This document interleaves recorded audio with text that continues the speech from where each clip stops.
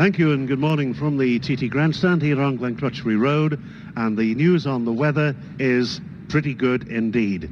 The weather forecast for today, issued by the Met Office at Ronaldsway at 7:15 this morning, mostly dry and bright with a fair deal of sunshine and just a small but slowly increasing risk of 1 or 2 localised showers passing over as the day goes on. Temperatures 10 to 14 Celsius, that's the low to middle 50s, with a 10 to 15 mile an hour northerly breeze. Roads are dry, the cloud that is about is very high, and not much of a breeze, I must admit, from the flags on the grandstand opposite. So it looks pretty good for 3 races today, plus a parade. Yes, that's 3 races. This year, the 250 lightweight and the 400 lightweight will be run concurrently, but as separate races, separate trophies, separate prize fund. The last couple of years, you may remember, there's been a 400cc class in the 250 lightweight race, but this year it's a separate race in its own right. Run concurrently, so the leaderboards, again for timekeepers, our timekeepers around the course, a little bit tricky trying to keep up to date with 2 races, but we'll do our very best indeed. Looking at practice, John McGuinness, who's had a tremendous British Championship in the 250, also in the Northwest 200 and at Daytona. He's been fastest on the Vimto Honda, 19 minutes 26.2, 116.47. Second fastest was Jim Moody on the Honda UK RS 250, 19 minutes 40.6, 115.05. Third, number 10, Jason Griffiths on the DTR Yamaha, 19 minutes 44.8, 114.64. Fourth, number 13, Gary Dines, Honda RS 250, 19 minutes 50.8, 114.06. In 5th place, Richard Coates, and he's got the Vimto Honda 250, 19 minutes 54 seconds, 113.76. And completing the top 6, number 11, James Courtney on the Aprilia, 19:55.5, 113.62. 7th was number 1, Gavin Lee. 8th, number 2, Dennis McCulloch. 9th, number 14, Sean Harris, unfortunately a non-starter today because of a broken arm sustained in practice. 10th, number 9, Ian Locker. 11th, number 12, Joey Dunlop. But don't discount Joey. He's won the last 5 250cc races on the TT course, and he'll be looking to emulate his feat of winning the same class 6 times in a row, which he did in the TT Formula 1 race up until 1988 when he had that bad accident. So he'll be out for his 6th in a row, and don't count him out, even though he's only in 11th place. And completing the top 12, number 3, Owen McNally. Looking at the 400s, last year's winner Paul Williams has been fastest, 20 minutes 48.8, 108.77. He's number 61. In 2nd place, number 62, Nigel Pearcey, the man who won the 400 class in 1996 and again in 1997. They're both on Hondas. Paul Williams 108.77, Nigel Pearcey 20:52.7, 108.43. Then there is quite a gap. Number 74 is in 3rd place, Jeff McMullen, 21:22.7, 105.89. 4th, number 72, Bill Swallow on the Honda NC30, 21 minutes 40, 104.48. 5th, number 67, Nick Jeffries on a Yamaha, 21:40.8, 104.42. And in 6th place, number 68, David Madsen-Migdal on the Honda NC30, 21:43.1, 104.23. So that's the lineup as far as the practice times are concerned. Who's the likely winner? Well, I suppose John McGuinness really has to start as favourite, but Jim Moody, he's no slouch on a 250 round here, and he'll be out to make up for the disappointment he had when his Honda expired at Glenlock on the first lap of the first part of the Formula 1 race on Saturday. So as I say, the scene is set, the weather's looking about perfect. I don't know if Jeff is in position yet down where the action is, so not really a lot of action at the moment. Just a reminder that the roads close 30 minutes before the start, which means the road will be closing at 10:15. 10:15 the roads close, racing starts at 10:45. In the meantime, a quick break. Profis fahren Arai. Arai-Helme, weltweit die Nummer 1. Holt euch eure Arai-Helme in Deutschland in allen Goto-Helm-Studios. Übrigens, Goto-Helm-Studio und die Freizeitidee bieten super Reisetouren für euren nächsten Inseltrip an. Arai, there's a difference. This November, the whole motorcycling world heads for the NEC for the newest technology, the racetrack stars, all the thrills and spills of the indoor motorcycle arena, plus the latest clothing and helmets. The International Motorcycle Show, the NEC Birmingham, the 5th to the 14th of November. It's a whole new world. It's back, it's bigger, and it's better than ever. It's the Great Isle of Man Funfair at Nobles Park, open every day from 12 noon until 10 p.m. There's all your favourites, and for the first time ever, the Frog Hopper. So for all the thrills and spills off the track, get along to Nobles Park at the rear of the grandstand for the Great Isle of Man Funfair. You can win Charlie Williams's Maxton Yamaha. Click on to www.cybervote.co.uk. Right, so let's see what conditions are around the course. I would think they'll be pretty well perfect. Firstly, we go about 9 and a bit miles out to the Manic Spirit commentary box at Glen Helen and say, morning, Morris. Pretty good out there, I hope. Yes, good morning, Peter. It certainly is pretty good out here. We drove out from Douglas, about 3/4 of an hour ago, and conditions absolutely perfect. The roads, of course, dry as one would expect. Excellent visibility, hardly a breath of wind. A little chilly, I suppose, certainly not too warm, but that won't do any harm at all. Perfect conditions for racing. And the spectators pouring into the vantage points here, particularly at Glen Helen, where we've got, well, quite a car park full. And there's, 25 minutes or so before the roads close. So looking forward to a really great day. We did pretty well, I think, on Saturday with the weather and absolutely fantastic racing. And I think we're going to get more of the same today, because certainly it's set fair for 2, 3, as you say, cracking races. So let's have a look at the first one. Of course, last year, you may recall, the first race, the 250, the lightweight, was reduced from 4 laps to 3, and then conditions worsened virtually as they started with the rain, and we finished up with the 2-lapper. And I think the question, I suppose, is will Joey's domination of this event be broken? He's had trouble, as you mentioned, Peter, and is down in 11th place on the practice leaderboard, but that, I suspect, means very little. McGuinness was 3rd last year. He was lying 2nd at the end of lap 2, but I think there are going to be plenty of others in with a shout, not least of which is going to be people like Moody, who's lying 2nd, Jason Griffiths, Gary Dines. The list is almost endless. Certainly 116.47 for John McGuinness, and he's going to look to improve on that 3rd place of last year. As you mentioned, the lightweight, the 400, has a race of its own. The class won last year by the New Zealander Paul Williams, but he leads that practice leaderboard by only just 4 seconds from the Lloyd's TSB-sponsored Nigel Piercy. So we're going to try and keep up with those 2 classes. And whilst we're on that subject, I do have a little question to pose, and maybe somebody with authority or somebody around the course could explain to me why, with a race that virtually is continuous from number 1 through to the 90s in terms of time, we have the problem with the split of the classes in terms of the fact that number 61, Paul Williams, is going to start at 9 minutes 20. Well, I know that's a minute gap, but number 91 would normally be 10 minutes. So I'm not quite sure why we couldn't arrange that, either start Paul Williams at number 57 if we wanted a minute gap, or have him go at 10 minutes. It certainly makes it difficult for keeping tabs on the time around the course, so maybe somebody's got the answer with that one. However, Paul Williams, I suppose, will start... well, he may start favourite. He certainly was the fastest when this was a class within the race last year as opposed to a race of its own. But it's all looking pretty good as they begin to pour even more people into here, parking their cars with the fantastic sunshine. I think that's it's going to not be too warm. I think 10 to 15 degrees was mentioned, but I'm sure it's not going to be shirt sleeve order, but it's certainly going to be very pleasant to watch the most exciting racing. So we're in position now. Ian Turnbull's here with me, ready to bring you the all the action as it happens, particularly that first dash, which is the all-important one. And of course that was where we were in the middle of our commentary when the race was red flagged. I thought for a moment on Saturday it might have been the commentary that was red flagged, but perhaps no surprise about that. But it's that first dash that's all important. We get the first indication of who's going well, and that helps, of course, everybody, and particularly those signalling for their respective riders around the course. They get here in round about 5 minutes, depending on the race, or maybe sometimes less. The Formula 1, I think, was 4:50, and that's not a particularly long time for this 9.5 mile run through a very tricky section. No problems, incidentally, on the section up from Ballacrane, where sometimes there can be lying water or water coming in the trees. We certainly don't have that problem. Excuse me, the old frog in the throat there today. The road's completely dry and no problems whatsoever.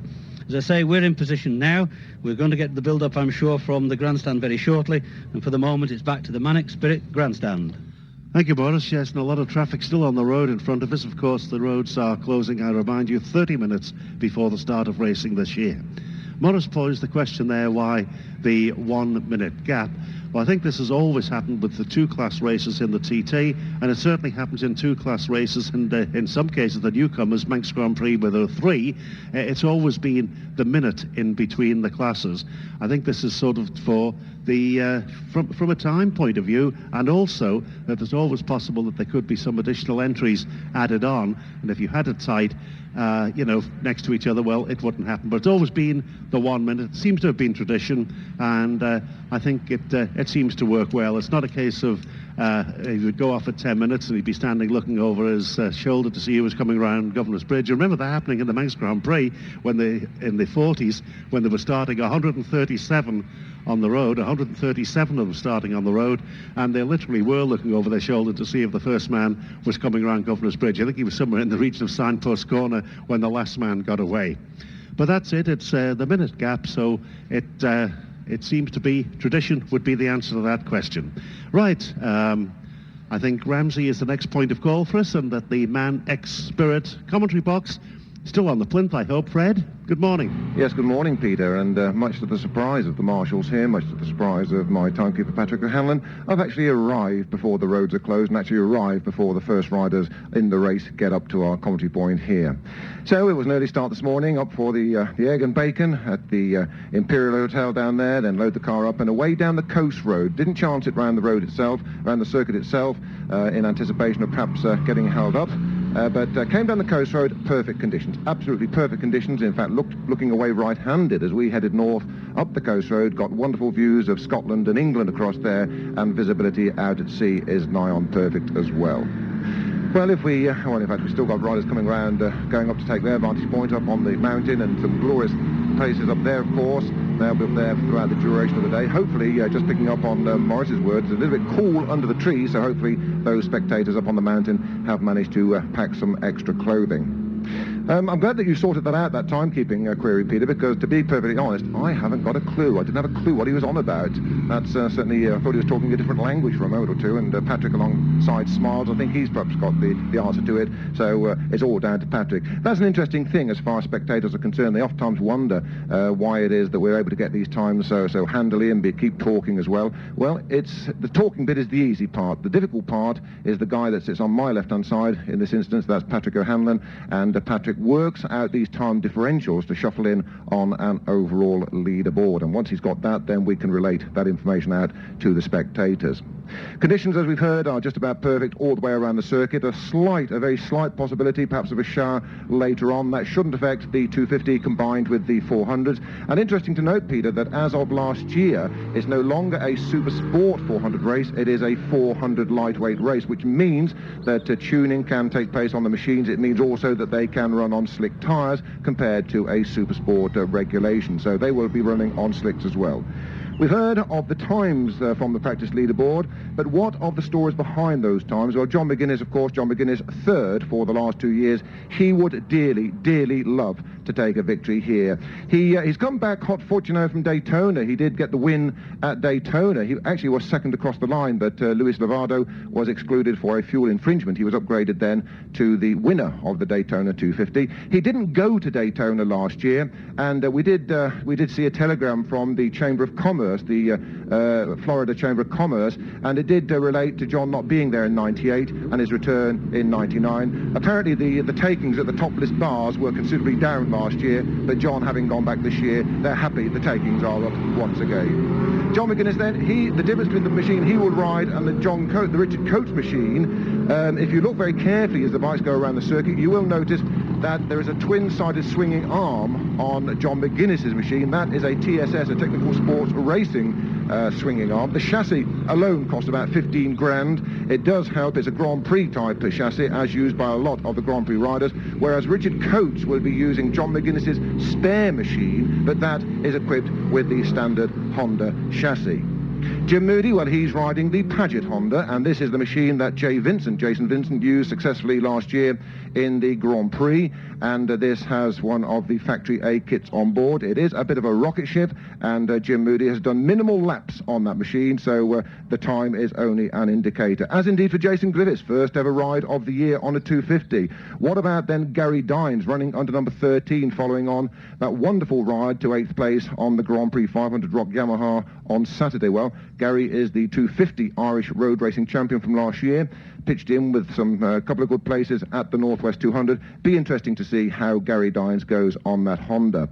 If we go to James Courtney, now James Courtney, this regular fans back home will not have seen James Courtney on a 250 thus far this year, but James Courtney is there, and they brought out of cold storage, Robert McLaughlin has brought out of cold storage the 1997 machine. That's the machine that Wolsey Coulter actually won the Northwest 200 with a couple of years ago, and this will be the first ride of the year on a 250 for the 8 times Irish champion James Courtney. So again, you can't discount him from any reckoning. Gavin Lee, number one, Gavin Lee. Well, Gavin Lee has the unenviable task of being the bird scarer. He goes away first. He collects all of the flies on the visor. He's the one to shoo the birds out of the trees, and that is somewhat of a more difficult task. I know people say, well, there's no problem. I mean, the other machines behind get as many flies and the possibility of birds, but that's not quite the case. The bird scarer, number one, will be Gavin Lee. Gavin Lee, he did pitch off at Donington a week ago 2 weeks ago today, but rider was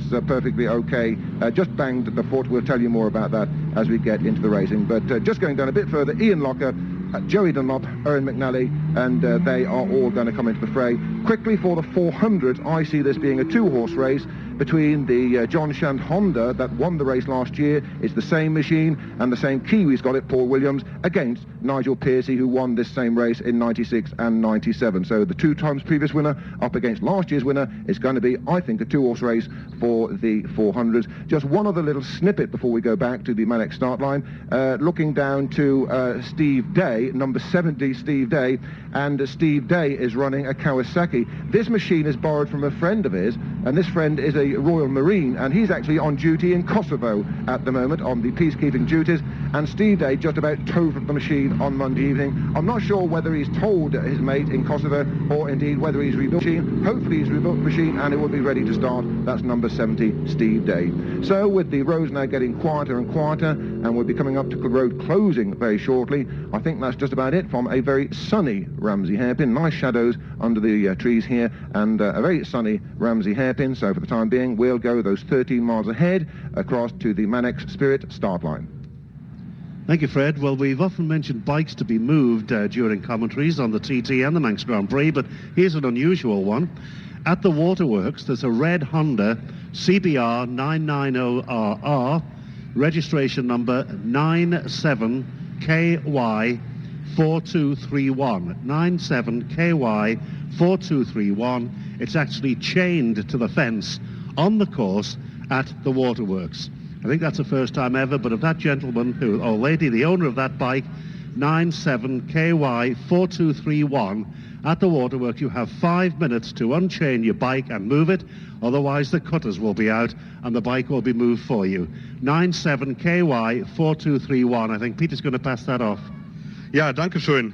Schönen guten Morgen, und als erstes mal eine Meldung, die recht ungewöhnlich ist. Für den Fall, dass der Fahrer des folgenden Motorrades Deutsch spricht, möchte er bitte den Rat befolgen. Und zwar eine rote CBR 900, die am Waterworks an einem Pfosten festgekettet ist, muss dort unbedingt weg. Das Kennzeichen 97KY4231. Ich wiederhole das nochmal. Die rote CBR 900 am Waterworks muss dort unbedingt weg. Kennzeichen des Motorrades 97KY4231. Oder die Polizei holt den Seitenschneider raus und dann wird das Motorrad aufgeladen. Mavis, bitte.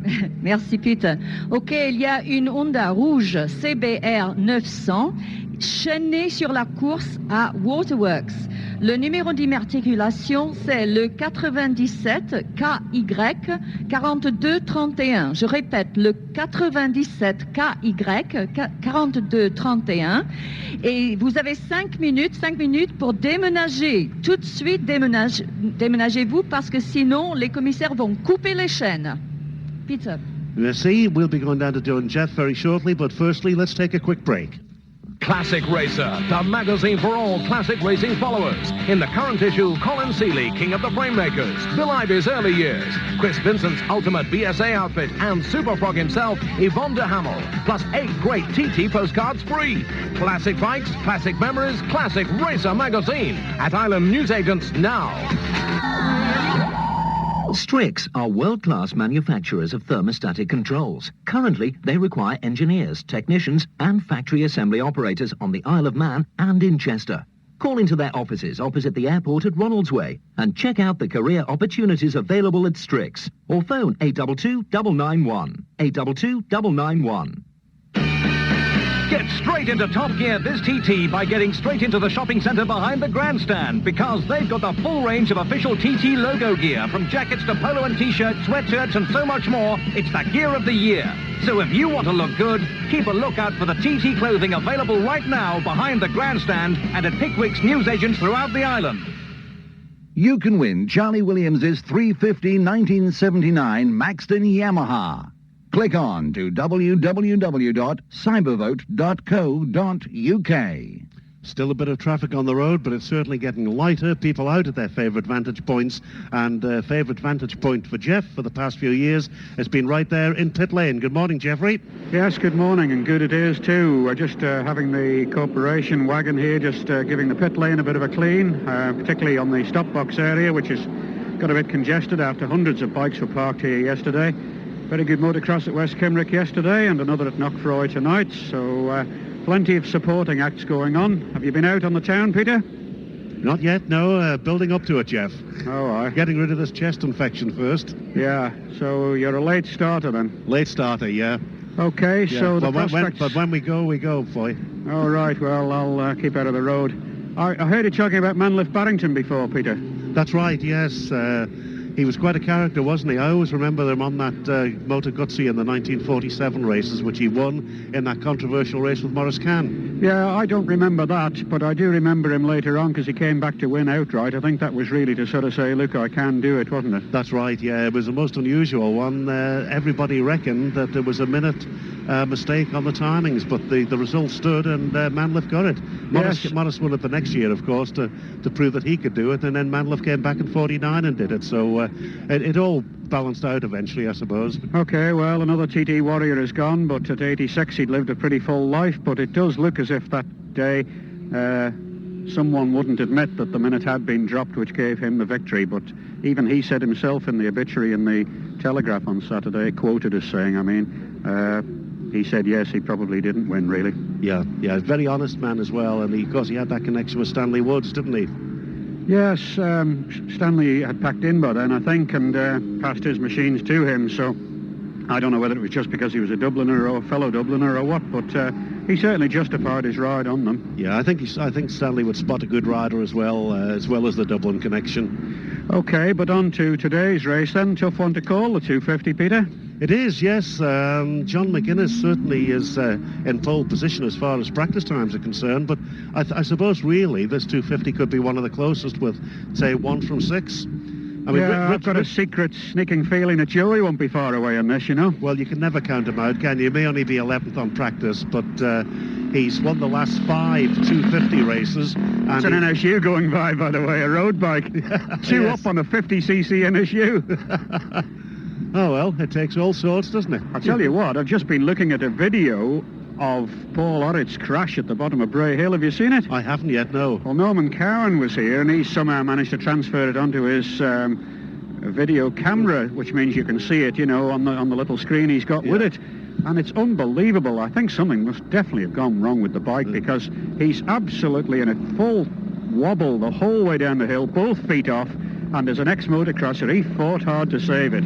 It is unbelievable the state he was in when he got to the bottom. Started somewhere at Lancaster Road, I understand. Oh, must have been, yeah, but I've got a feeling something must have gone with the suspension linkage or something, because I've never seen a wobble like it from an ordinary speed-induced wobble at that speed. I've seen them on the drag racing, you know, on the strips at Elveston and Santa Pod and that, but I've never seen a wobble go like this coming down Bray. No.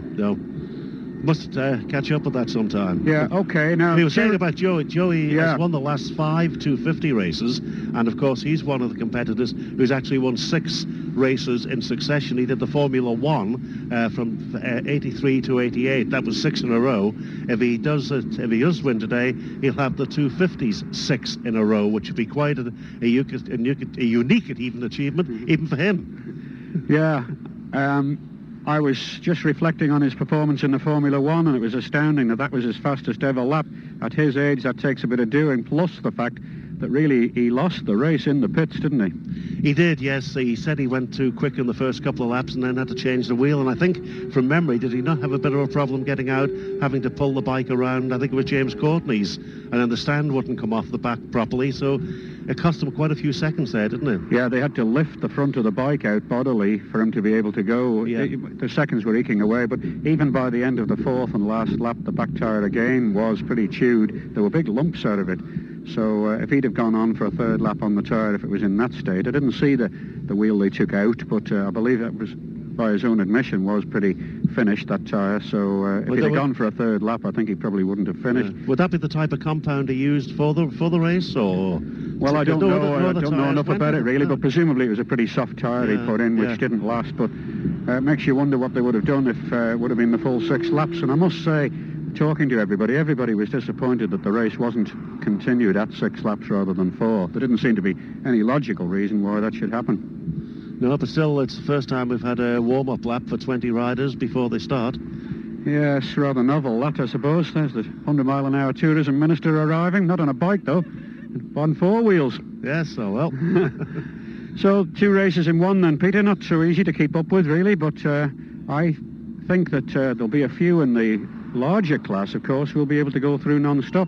I think Bill Swallow will, for instance. He usually does, doesn't he? I think it's a good idea to bring this as a 400 race with its own trophy and everything, because last year when Paul Williams won it, yes, he was garlanded as the winner, but there was no trophy, and the 400s is still a good field that's entered. Actually, I'm mistaken there, because Bill Swallow's riding an NC30 Honda today, the 400 Honda.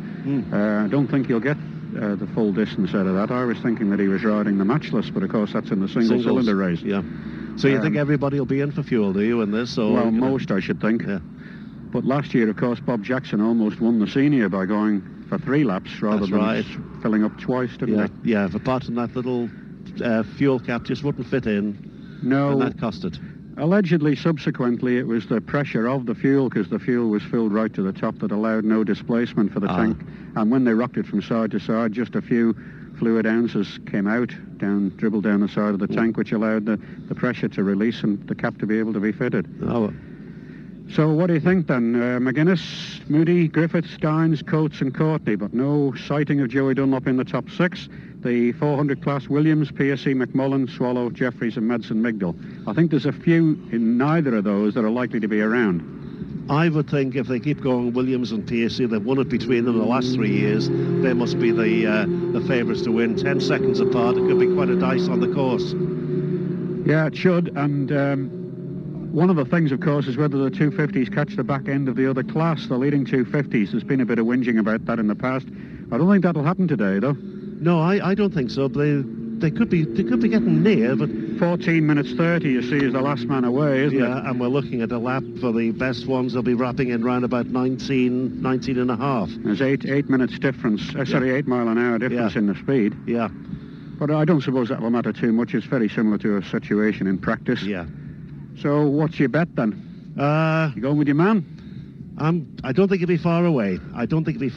But I've got a sneaking suspicion. I would go for John McGuinness or Joey. Right, you fancy McGuinness that much, do you? And you? I'll go for Joey to win it. Yeah. I don't know, perhaps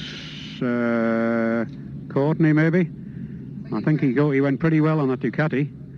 Don't know really. McNally, no. Think better on the 125. Could be an Irish top 3 actually. It could well Dines could be going well. Yeah. And of course, you've got Griffiths' chances. I noticed, I think you probably got the Formula One result to hand, but weren't the three Welshmen in a row there about 5th, 6th and 7th? I think they were, yes. That was Locker, Davies, and who else? Three Welshmen anyway. Griffiths, that's right, and Cap Davies, all in a row there. So we could have an Irish run at it today. And here now, looking over the bikes, everybody's, no, in fact, not everybody, but most have got slick tyres fitted. I just spotted one just as I said that. Number 65 has a cut tread in, but I don't think it'll be anything other than slicks today, and a stop for the two-strokes anyway, after 2 laps, of course. So, Fred Clark, what do you think at the Manex Spirit Box at Ramsey Hairpin? Who are you going for? Well, just overhearing your conversation between Peter and referring to Joey, I don't know whether you're aware, but Joey is actually riding the Shane Norvell 250. It's the Bike Hire sponsored Shane Norvell, normally run under the Bike Hire Colin Appleyard banner. It's the bike that Shane Norvell rode at the last round of the British Championships at Donington Park. What's that now, 2 weeks ago, is it? And actually the machine stopped on the line after the warm-up. It had blown ahead, the head had blown, and he had to quickly change to his number 2 machine. But I suspect that it will be under Bertie Payne's colours, but the motor beneath it is the South African champion Shane Norvell's machine, and in fact it's Shane's father Jeff that is preparing that machine. So he only got, I think, a couple of laps in. He ran a crank at Kirk Michael in one session, so he's very, very short on practice, and I think that is misleading, that practice time, Jeff. I think I'm going to go with you that he is most certainly going to be there in the top 3. Tell you what, Shane Norvell rode well in the Northwest 200. Yes, he was quite sensible about it. He said he didn't quite know how to approach the roads. He's never ridden on the roads before, and his first reaction was, those curbs look pretty nasty. I'm going to stay clear of those. But he said the more he got into the race, the more he got dragged into it. And indeed, he was in the top 6, wasn't he, in the 250? Yeah, he was going really well. And another rider from South Africa who rode in the TT previously is over, I believe. I haven't seen him, John Eckerold. Have you seen any sign of him, Fred? Is that John Senior or John Junior? That would be John Senior, wouldn't it? Yes. He went on to... in fact, he did very well in the TT. Did he ever win a TT? Second. His son, John Junior, is actually racing in Germany, but no, I've not seen John Eckerold over here. I've seen James Hayden, the Clarion Suzuki rider. He's here. Terry Reimer's here spectating. So 1 or 2 from the short circuits and the World Supersports and the World Superbikes are here. I think perhaps for the social atmosphere rather than looking to intend to come racing here in the future. But it's nice that these stars come along, I think, Jeff, and you really have to keep your eyes open. You have to be people watching all the time, don't you? These Brian Reed, I bumped into Brian Reed, the former Formula 2 world champion and one of the greatest riders around the TT course. He's up there, and I think he's helping the John McGuinness camp. I'm not sure on that. He did help John McGuinness last year with learning the circuit. So there are a number of stars from yesteryear around. Okay, well, I also saw Paul Deadman up here. I didn't get the chance to speak to him, but he was brought up here. He looked a bit second-hand, of course, after his Northwest spill, but looking forward to racing again. And Paul Hunt also, I believe, is going to be around this week, and he also hopes to continue his racing career, though he's got a pretty serious hand injury, as also as Paul Orrit, I believe. He lost a finger in that crash. Well, of course, Joey Dunlop lost a finger in his crash just before the TT last year. And in case you're wondering what the noise in the background is, it's the Micron testing system. But back now to Peter Neal at the Manex Spirit main commentary point. Fine, and very quickly we'll hand over to Mavis. Bonjour, salut francophone et Moramai en langue manoise. C'est Mavis au micro, encore une fois à la tour de contrôle de la part de Radio TT, où nous attendons le départ de la première course aujourd'hui à 10h45. Eh bien, des conditions impeccables pour la journée, un temps sec et ensoleillé avec le risque plus tard des averses très localisées. Température maximum prévue 10 degrés à la montagne et 14 ailleurs, avec un vent léger. Ici, dans le box commentaire, une ambiance délirante en attendant le départ. Déjà, les fanas s'installent ici aux tribunes et un peu partout au circuit pour assister à ce spectacle passionnant et unique au monde. J'espère que vous avez profité du temps libre hier pour explorer un peu l'île. Un joli coin, hein? J'étais à Peel pendant l'après-midi, où j'ai remarqué pas mal de motos françaises. Et puis, nous sommes allés voir notre ami Marc Granier, fidèle des courses TT et pilote sans sas. On a rencontré encore de Français et on a défilé à Port-Arine. C'était très bien, passer la soirée avec des amis et une bonne bouteille de vin blanc. Merci Marc. Ok, au sérieux. Le programme aujourd'hui, plein de courses, dont la première, la lightweight, c'est-à-dire 2 courses qui partent en même temps, les 250 et les 400. Pour les 250, John McGuinness, le numéro 4, est en tête aux essais sur la Honda Vimto, 185 km par heure. Il avait 14 secondes d'avance sur Jim Moody, le numéro 8, une Honda aussi.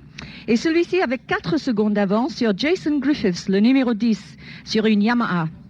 Mais aussi sur l'écran, et qui fait toujours un tabac, Joey Dunlop, le numéro 12. Faudra avoir l'œil sur celui-ci.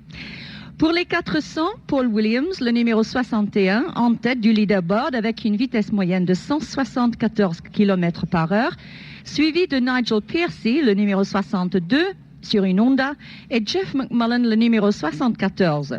Voici la liste des noms partants. Si vous avez un stylo et un crayon, il faut les marquer sur le programme. Pour les 250, les noms partants sont le numéro 7, 14, 26, 48. Avec des changements de pilote, sur le numéro 7 sera Chris Heath et sur le numéro 19, Mick Chatterton. Pour les 400, les noms partants sont les numéros 73, 75, 76. Nous accueillons le Belge au dossard numéro 36 sur une Honda, Louis Mettello. Bonne chance, Louis. Et pour finir, les signalisations de la sécurité routière manoise et de la direction des courses. D'abord et avant tout, ne garez pas les motos aux aires réservées aux véhicules d'urgence, et ça arrive chaque année, je vous jure, ni aux voies d'issue pour les pilotes qui ont besoin de se sauver du circuit. Et aux instances pressantes de cela, prière de ne pas prendre des photos à flash. Il ne faut pas déconcentrer les pilotes, hein. Après des accidents dans les années précédentes, nous vous prions de vous installer en sécurité, c'est-à-dire derrière les murs et les haies autour de la piste. Respectez, s'il vous plaît, les avis des agents et des commissaires partout et toujours. Bon, ça y est, allons-y. Peter. Dankeschön, Mavis. Hallo und herzlich willkommen. Schönen guten Morgen hier vom Grandstand. Da kann man mal sehen, wie sich die Wetterfrösche täuschen können. Gutes Wetter, gute Streckenbedingungen. Was will man also mehr? Heute soll es sonnig bleiben, ein paar Wolken, zwischendurch eventuell mal ein kurzer, ganz kleiner Schauer, aber nicht rund um den Kurs, sondern nur irgendwie Norden, Süden, Westen der Insel. Temperaturen um die 40 Grad. Übrigens von dieser Stelle einen schönen Gruß an alle in Braddon Bridge. Rennen Nummer 1, die Lightweight TT, die 250er Klasse. Also das ist eine der beiden großen Chancen für Joey, Sieg Nummer 24 einzufahren. Es gibt ja Gerüchte, dies könnte seine letzte TT sein, aber seit 5 oder 6 Jahren, glaube ich, geht diese Saga. Man wird sehen. Er ist 47, irgendwann muss er mal aufhören. Wenn er mit Sieg Nummer 24 aufhört, das wäre natürlich was ganz Besonderes. Im 250er Training lag Joey nur an 11. Stelle, aber das Training sagt in Bezug auf ihn eigentlich ja nur sehr wenig aus. Schnellster war John McGuinness, Start Nummer 4 auf der Vimto Honda RS 250, vor Jim Moody, Start Nummer 8, der am Samstag ja so viel Pech gehabt hat. Und ihm werden diese Witterungsbedingungen besonders liegen. Er ist überhaupt kein Regenfahrer, aber bei solchem Wetter und vielleicht auch mit der entsprechenden Wut im Bauch noch vom Samstag ist er wiederum einer der ganz heißen Favoriten. Jason Griffiths, Start Nummer 10 aus Ramsey hier von der Insel, war drittschnellster im Training. Gary Dines, Start Nummer 13, war viertschnellster und Richard Coates, von Beruf meines Wissens Pilot bei Manx Airlines, ist auch auf der Piste sehr schnell. Sein 5. Trainingsplatz war dennoch ein wenig überraschend, er auch übrigens auf einer Vimto Honda RS 250. Ian Locker, seit 1990 Rundenrekordhalter bei den 250ern, war auch nur 10. Aber er bringt genauso wie Joey seine Leistungen eigentlich erst im Rennen. Mit Start Nummer 33 ist Henrik Voigt aus Deutschland am Start. Seine Trainingszeit von 21 Minuten 49,9 Sekunden bedeutete Trainingsplatz 36. Viel Glück im Rennen. Und damit zu den Non-Startern. Ich kriege gerade einen Zettel reingereicht. Es stehen 5 Motorräder auf dem Bürgersteig in Braddon Bridge. Bitte, sofort diese Böcke da weg, sonst kann das Rennen nicht starten oder die Polizei wird sie abschleppen. 5 Motorräder irgendwo auf dem Bürgersteig in Braddon Bridge, sofort weg mit den Dingern da. Un message d'urgence de la contrôle. Il y a 5 motos sur le trottoir à Braddon Bridge. 5 motos sur le trottoir à Braddon Bridge. Déménagez-vous tout de suite, immédiatement, s'il vous plaît. Peter. Ja, danke schön. Kleine Unterbrechung musste aber sein. Zu den Non-Startern in der 250er Klasse. Start Nummer 14, Startnummer 26 und Startnummer 48. Das war's schon. Mit Startnummer 7 fährt Chris Heath, mit Startnummer 19 Mick Chatterton. Bei den 400ern, die nach den 250ern gestartet werden, mit kurzer Verzögerung, sind nicht am Start die Nummer 73, die Nummer 75 und die Nummer 76. In der 400er Klasse starten unter anderem mit der Nummer 81 Heinz Schittke aus Deutschland und mit der 86 Peter Jermann aus der Schweiz, ein langjähriger TT-Treuer sozusagen. Viel Spaß euch beiden beim Rennen, natürlich ein Finishers Award, und das war's erstmal hier vom Grandstand. Ich gebe zurück an Peter Neal. Thank you very much indeed, and we do have a message from control. 5 bikes are parked on the pavement at Bratton Bridge. They must be removed immediately. That's 5 bikes on the pavement at Bratton Bridge. If yours is one of them, please move it as quickly as possible. Well, now here at the grandstand, a line-up below us, I notice Mr. Jim Parker, the head of the organisation for the TT, Colin Arms, the Deputy Clerk of the Course, Don Ryder, President of the Jury, Mr. Eddie Lowy, MLC, Mr. Mike Ball, officials of the races, to greet His Excellency, the Lieutenant Governor of the Isle of Man, to the TT races for 1999. Ladies and gentlemen, the National Anthem.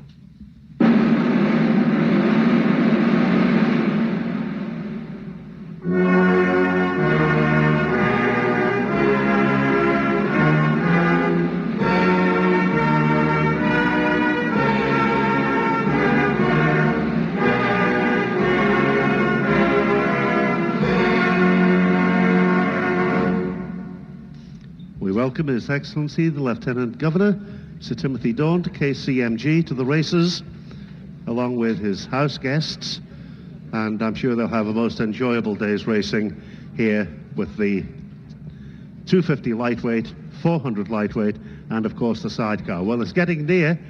We'll go down to Jeff just soon after this break.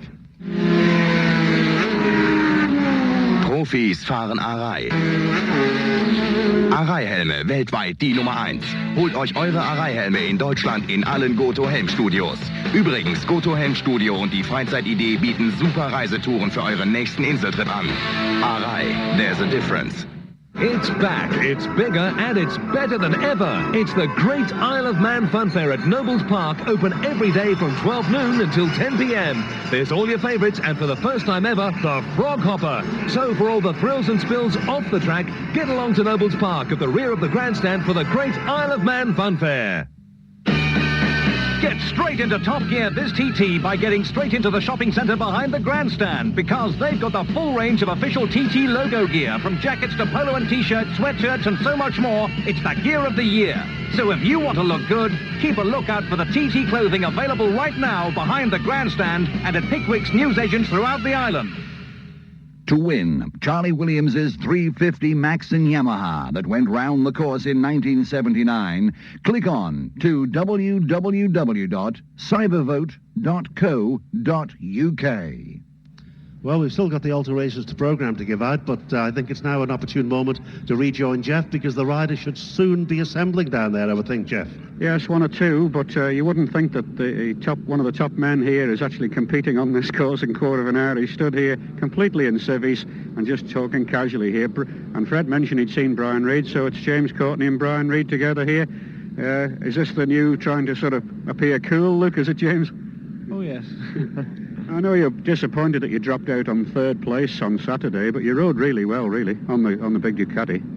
Yes, I was reasonably happy with a good run. Team all worked very hard and well all early hours in the morning, and I hit a few back markers at very fast corners. I'm sure as everybody hit them, but I think I hit them, and I would rather hit them in a straight line somewhere, but I seemed to hit them all on a fast corner.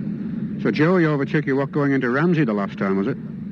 Yeah, it overtook me. I was pretty happy the first sort of 25 mile. At one stage I actually passed him again, and I went on ahead and he followed me, and then he got by me again heading towards Ramsey. I knew he was pretty good over the mountain. I feel if anywhere that's where I need to learn a wee bit, but I think I actually did learn, but sitting behind him. But he got ahead of a couple of back markers and you lost the toe then? Yes, more or less. The lap, the second lap, was it? I'm not sure really how it all progressed, but I do know that Joey was stuck longer than you here at the pits, because you had the rollers to start your bike, didn't you? Yeah, that's right. Yeah, we'll come in together in the second lap. That was right, yeah. Yeah, you were away first by a street, though.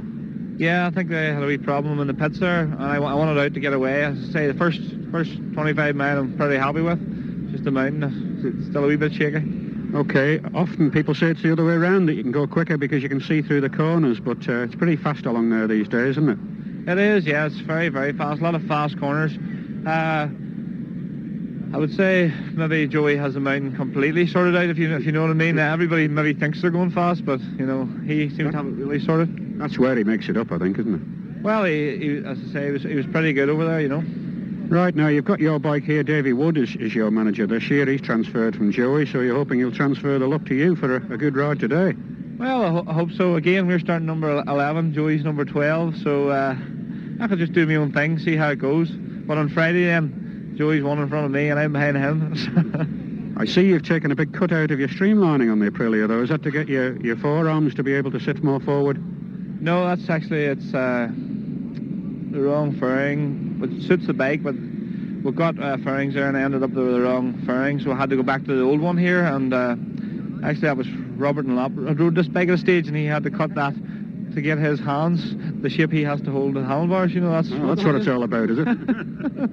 You can't put it back once you've cut it out, can you? No. Okay, so what's the chances then? You're in a good place there at 11, I think, to keep an eye on the rest. Well, we had a lot of wee problems with the bike in practice, but I think it's good now at the moment, and I'm looking forward to it, yeah. Yeah, it's a fine-looking bike, all right. Are they nicer to ride than the Hondas? Well, it seemed to steer quite good, and things, if it's dry, I think it'll suit better if it's dry. If it's wet, I think the Honda would maybe be a wee bit better dry-wise, but I've never rode one again until this week, so I'm pretty happy with it. Well, you're on in a few minutes. I think you better make some kind of effort. I'll do. Okay, thanks. And Owen McNally just putting a few stickers on at the last minute. Got to keep the sponsors happy, eh? Yeah. What's the prospects for today? Then are you set? Well, we'll see what happens. I don't know, like 250's not really in my category around here at the minute, you know. I'm still learning the 250, but we'll see how it goes. I was happy enough on it the other night, so. You want to keep your chances alive for the 125 there, though, I think. Fancy you there. Well, I'm quite looking forward to the 125 race right now, so. Could do with weather like this, too. Yeah, it'd be lovely, wouldn't it? Okay, thank you. And Brian Reed's actually gone. I was hoping to have a word with him. Of course, past winner round here. Bit of action now, though, Peter, at about 10:30, 15 minutes to run to the start of the race. And it won't be long before the riders will be actually bringing the bikes out onto the grid. But conditions absolutely perfect here for the 250, the carburation in the sort of overcast weather. I'm told anyway, years ago, perhaps it doesn't mean the same thing now, but used to be always said that weather like this suited the two-strokes. Let's have a word with Wade Boyd, who's riding in the big class. It wouldn't be the TT if we didn't talk to this great man. Thanks for coming again, and you haven't run out of money yet, then? Oh, no. If so, I would just borrow some more help from somebody. How do you, when you're at home, envisage the Isle of Man? I mean, do you think, 6 months to go, 3 months to go, or is it just another thing that you do once a year? It's total countdown from the day I leave. We're always trying to get another plan, a better plan on how to do it. I actually try to ride as many races as I can. That's also why I hopped in sidecars, whether I'm driving or passengering, to get them more practice and stuff, and so I can get that replica I'm looking for. Do you ride much at home then? I ride every day. I was a motorcycle messenger on my race bike a couple years ago because I went home and had financial problems, and yeah, I'm over that one now. But yeah, I ride every Sunday. I'm either racing or I'm out riding, so I ride all the time. I ride dirt, I ride street, I ride everything. I also race speedway, I race sidecars. You know, I'm a total racing enthusiast. Okay, but you haven't got a replica at all yet? No, I'm one of the guys that has just been missing it. I was the guy that found the dump truck on the course a few years ago. Last year, in theory, I should have had one if I was in Formula One, but I wasn't in Formula One. The time that I was turning would have got a replica. Also, I was in the 400 class like 3-4 years, and they didn't give replicas or anything to the 400 class. Now they are, but I got I think it was a 4th in the 400 class, and 2 years ago I was running in 2nd. I could have actually won it, but the winner didn't even get anything. Didn't even get honorable mention for a win in the 400 class. Well, things are a lot better now. So what bike have you got here today? Today I got a 98 250 Yamaha from Snarl Sport Racing. My buddy from San Francisco, basically I'm renting the bike, and he imports them from Japan. And this was his top model. Now I'm his 250 rider. We just did Laguna Seca on it. Did real well, and it's off to the TT. Okay, so is it got to go straight back home, bike and rider got to go straight, or are you staying for a while after? Actually, the bike's going home, but I'm actually hoping to go touring through Europe on my production bike. We could fix you up with a ride in the Manx Grand Prix if you like. Actually, I'm really thinking about doing that. Supposedly I got to ride a vintage bike, but I don't care. Sure you don't. You've done everything. There's a bicycle TT on in a couple of weeks as well. You could do that. Oh, that sounds good. I'm a little... it's 3 laps, though. 3 laps? 3 laps of the TT course. That'll take me a couple days. Okay, see you later. All right, Nick. That's a man that deserves a replica. I wasn't aware that he didn't have one, actually, so a few bikes now are going out on the grid. Now, there's a beautifully prepared machine. Number 39. These are the heroes of the TT besides the stars. David O'Rourke.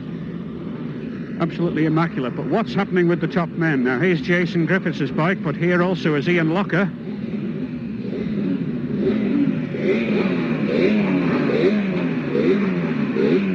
All set, Ian. Good ride on Saturday.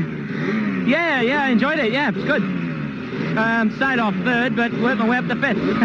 All Welshmen were in a row. Yeah, that's right. Yeah, myself, Jason, and Nigel Davis. Yeah, it was a good result for Wales. Okay, you set for the Honda then? Not that confident? Yeah, not really. You know, there's 3 works bikes in the race. The best we can hope for is 4th. But, you know, I don't know. Anything can happen, but we just have to see how it goes. But I'm not that optimistic, no. 125, a better chance?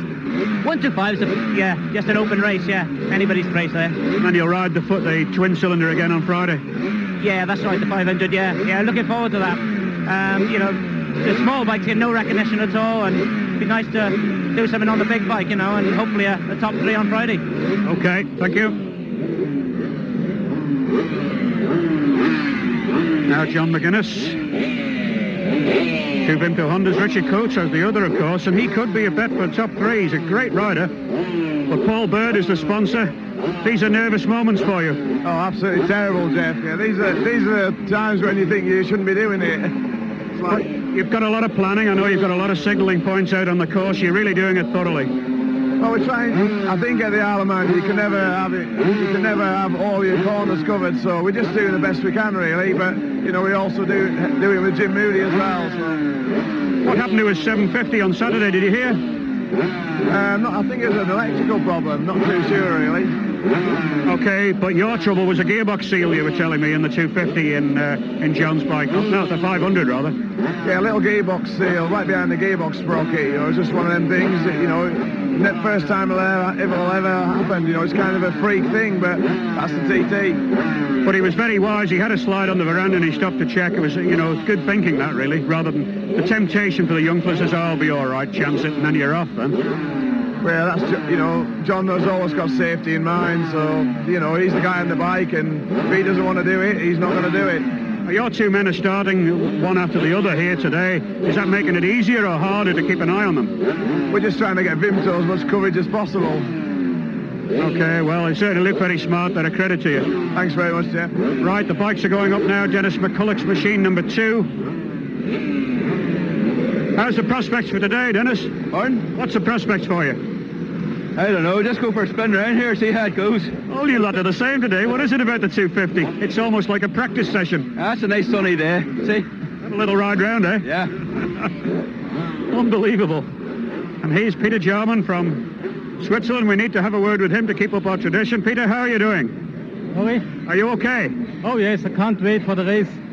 What bike do you have today, the 400? The 400, yeah. 400 Kawasaki. Been a good friend to you, that one? The bike? Yeah. Yes, I'm using that here since 89 together with the Manx. Okay, maybe a replica? Oh, I hope so. How many do you have? None till now. None yet? No, did have a lot of problem all the years. Oh, well, maybe today, I hope so. Cap Davies coming out here, he'll dwarf his 250, but boy, he was flying on Saturday. Much underestimated rider. Nigel, that was a very underestimated ride on Saturday. You were flying. Yes, I was a bit disappointed with the result, to be honest, but I've been in a bit of discomfort because when I hit the wall on Tuesday of practice week, so As I say, it was a good last lap. I was happy to get over 120 mile an hour lap. That was at Ballyspur. You clipped the rocks there, did you? Yeah, it weren't there the lap before, but I don't know where it came from. It's amazing how quick they grow over here. Yeah, I'm sure. You've heard of Isle of Man rock, haven't you? You have 3 legs through the middle. Yeah. You have to get some with the dragon in. Yeah, I'm sure it's Okay, and Gary Dine's machine, he keeps to number 13 and it doesn't bother him a bit, but he was going well on Saturday on the 4-cylinder bike, but now these are, of course, V-twin 2-strokes for the 250 category. But now back for a while to Peter Neal in the Man X commentary point in the grandstand. Thanks, Jeff. Yes, just to give the alterations a programme, there are very few. Lightweight 250 TT, the non-starters posted at the moment are numbers 7, 14, 26 and 48. One change of rider. Number 19 is Mick Chatterton. 19, Mick Chatterton. Lightweight 400, non-starters 73, 75 and 76. Changes of machine. Number 70, Kawasaki. 77, Suzuki. 78, Honda. 83, Honda. And 92, Kawasaki. Those are the non-starters we've been notified, but we think there's a possibility number 6, Robert Dunlop, may not be on the starting grid, but let's rejoin Jeff. Yes, so just talking to Harold Crooks here, and he's telling me a yarn. Joey had to pay to get in this morning, Harold. Well, he had to borrow a pass. The lady on the gate didn't know him and said, you can't get in, so he had to, some of the boys fired and one out to let him in. So 23 times winner, refused entry to the TT. Is it going to be a 24 times winner? I think so, yeah. I do too.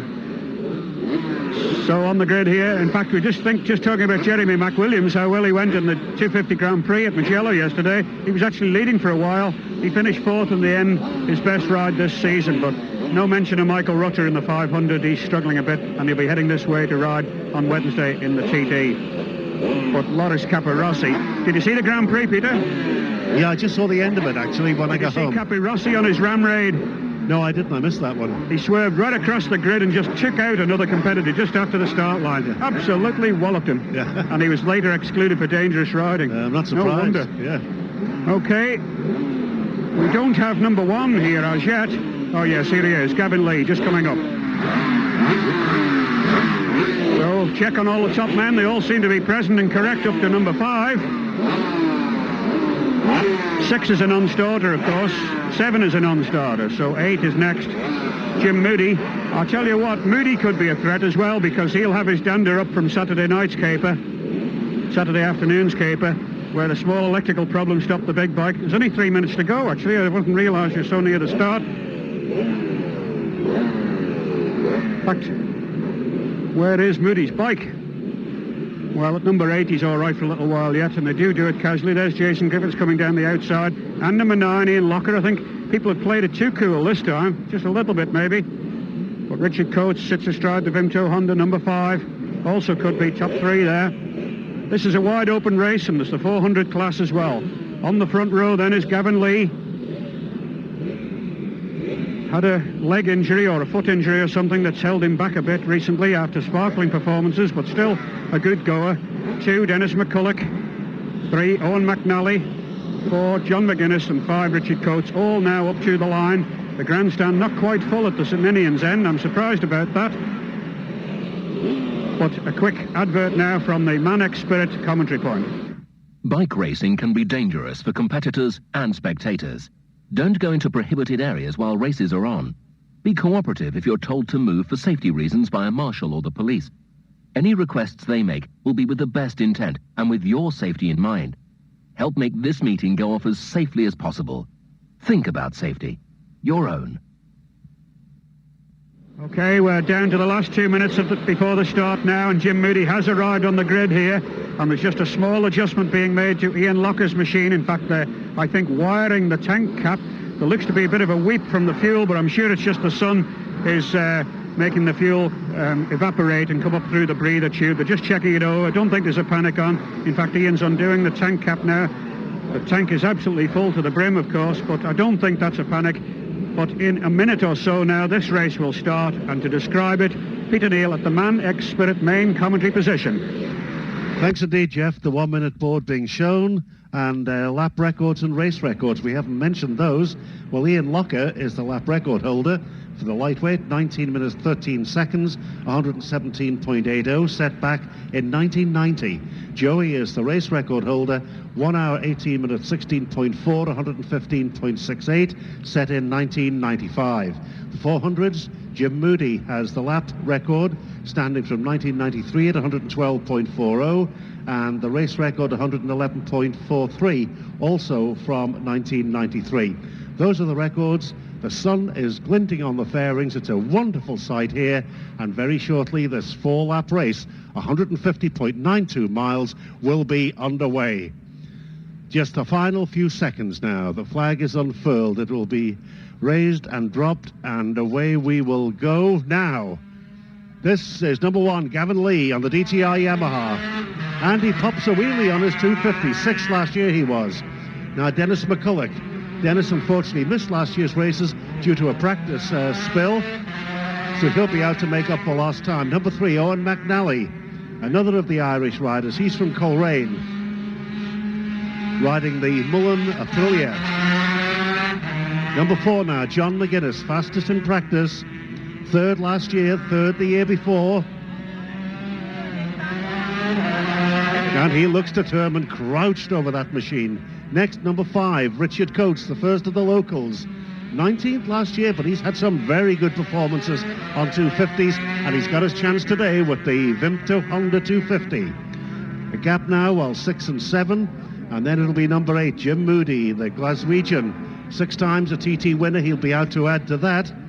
The Honda UK RS 250, just the final seconds ticking away for Jim. He'll be determined today after that bad luck he had on Saturday afternoon. Pity there couldn't have been a spare bike for him, but it wasn't to be, so go on, Jim. Next we have number 9, this is Ian Locker with the Sabre Honda 250, the lap record holder for the 250 and the 125, and that's not bad for a privateer. Number 10, another of the locals now from Ramsey, Jason Griffiths, 5th last year. He's got the DTI Yamaha. In fact, he was 5th in every race he finished last year, so that's pretty consistent. Number 11 now, James Courtney, 4th last year with the Aprilia. And the man who's a legend in his own lifetime. If I said your man, you'd know it's number 12, Joey Dunlop. And Joey again pops a little wheelie. He's enjoying himself this year, there's no doubt about that. Number 13, Gary Dines. 15th last year and a bronze replica winner. Number 14's a non-starter, Sean Harris, unfortunately.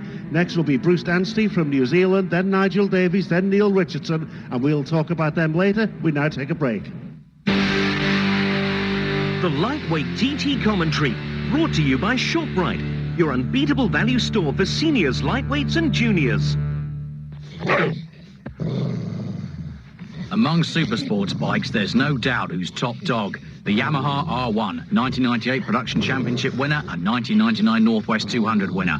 See it at the Yamaha Roadshow at the Ramsey Sprint on Tuesday the 8th. But be careful, it bites. Bonjour les TT Packers. Conduisez à la droite et avoidez-vous le Superbike Magazine. Oui, non tout fait la moto rapido comme les imbéciles backers d'Angleterre dans le magazine Superbike avec les knee down et les Mongo wheelies et les jolis jeunes modèles avec les titis grandes. Oui, Superbike Magazine est pour les crazy guys. Superbike Magazine, it's a very good read. This November, the whole motorcycling world heads for the NEC for the newest technology, the racetrack stars, all the thrills and spills of the indoor motorcycle arena, plus the latest clothing and helmets. The International Motorcycle Show, the NEC Birmingham, the 5th to the 14th of November. It's a whole new world. Well, all the way safely, the riders since we went away, Bruce Anstey, Nigel Davies, Neil Richardson, Mick Jennett and Roy Richardson. Number 21, Barry Wood, of course, he had a spill. He's a non-starter. 22, Gary Linham, 8th last year. He's got away. Now is number 23, Sean Brown, 23rd last year, riding the Yamaha TZ. 24 is next, Alan Bud Jackson from Kendall. 4 times the Manx Grand Prix winner, 1 junior and 3 classic lightweights. 25, John Hepburn from New Zealand. There's one of the video, actually, I looked at it yesterday, of the street series in New Zealand, and John Hepburn was one of the men that was featured in it. Some tremendous courses they've got out there. No wonder they go around the TT course well. John Hepburn was there, Jason McEwen was there, Bruce Anstey, a lot of the boys who are competing here. It was great to see them on their home ground. Number 27 now, Mark Tyrrell, 16th, and a bronze replica winner last year. Number 28, another of the local riders, number 20, that's Chris Gross from Solby with the Okra Yamaha. Now Decker Kelly, number 29, 10th of this race last year and a silver replica winner of the lightweight Manx Grand Prix earlier on in the 90s. He gets back from Air Omega for the 600 bike in the junior, but he's away safely. So is number 30, Hugh Reynolds, now to the Manex Spirit, Glen Helen. Perfect timing, Peter, because the first man's just come round the left-hander. It's his number 1, of course, Gavin Lee on the Yamaha. The first man away. Clear roads for Gavin. But this is quick. Number 2, Dennis McCulloch. I suspect he's caught up some of that 10 seconds. Very tight, of course, but Dennis McCulloch on the Honda. So the first 2 are through in sequence, 1 and 2, after that 9.5-mile run. But there's 1, 2 pretty close together. The first McNally, but there behind McGuinness on the Vimto Honda, right up behind McNally there, and he's pulled all of that 10 seconds back. McGuinness really flying through here on the Vimto Honda. And of course, a practice leaderboard man, McGuinness. We expected he would have caught up time. He certainly has. 3rd for him last year, but caught up a lot of time there. Here's Richard Coates. So the 2nd of the Vimto Hondas, 1st of the locals, Richard Coates. He's also safely through Glen Helen, 9.5 miles, but McGuinness really flying there. Gavin Lee 1st on the road, McCulloch 2nd, followed by McNally, then McGuinness. So they're in sequence, and after that 9.5 miles, but certainly McGuinness had pulled back virtually all of the starting time on Owen McNally. They're very quick. Number 8, Jim Moody, round the long left-hander up towards Craig Willis in perfect conditions here at Glen Helen. Moody also very quick indeed. Certainly, I would have thought he would have caught back some of that time. Number 9, Ian Locker on the Sabre Honda from Glamorgan, the Welshman, also through here. 1, 2, 3, 4, 5, 8 and 9, so they're all through. Jason Griffith should be next, and indeed he is.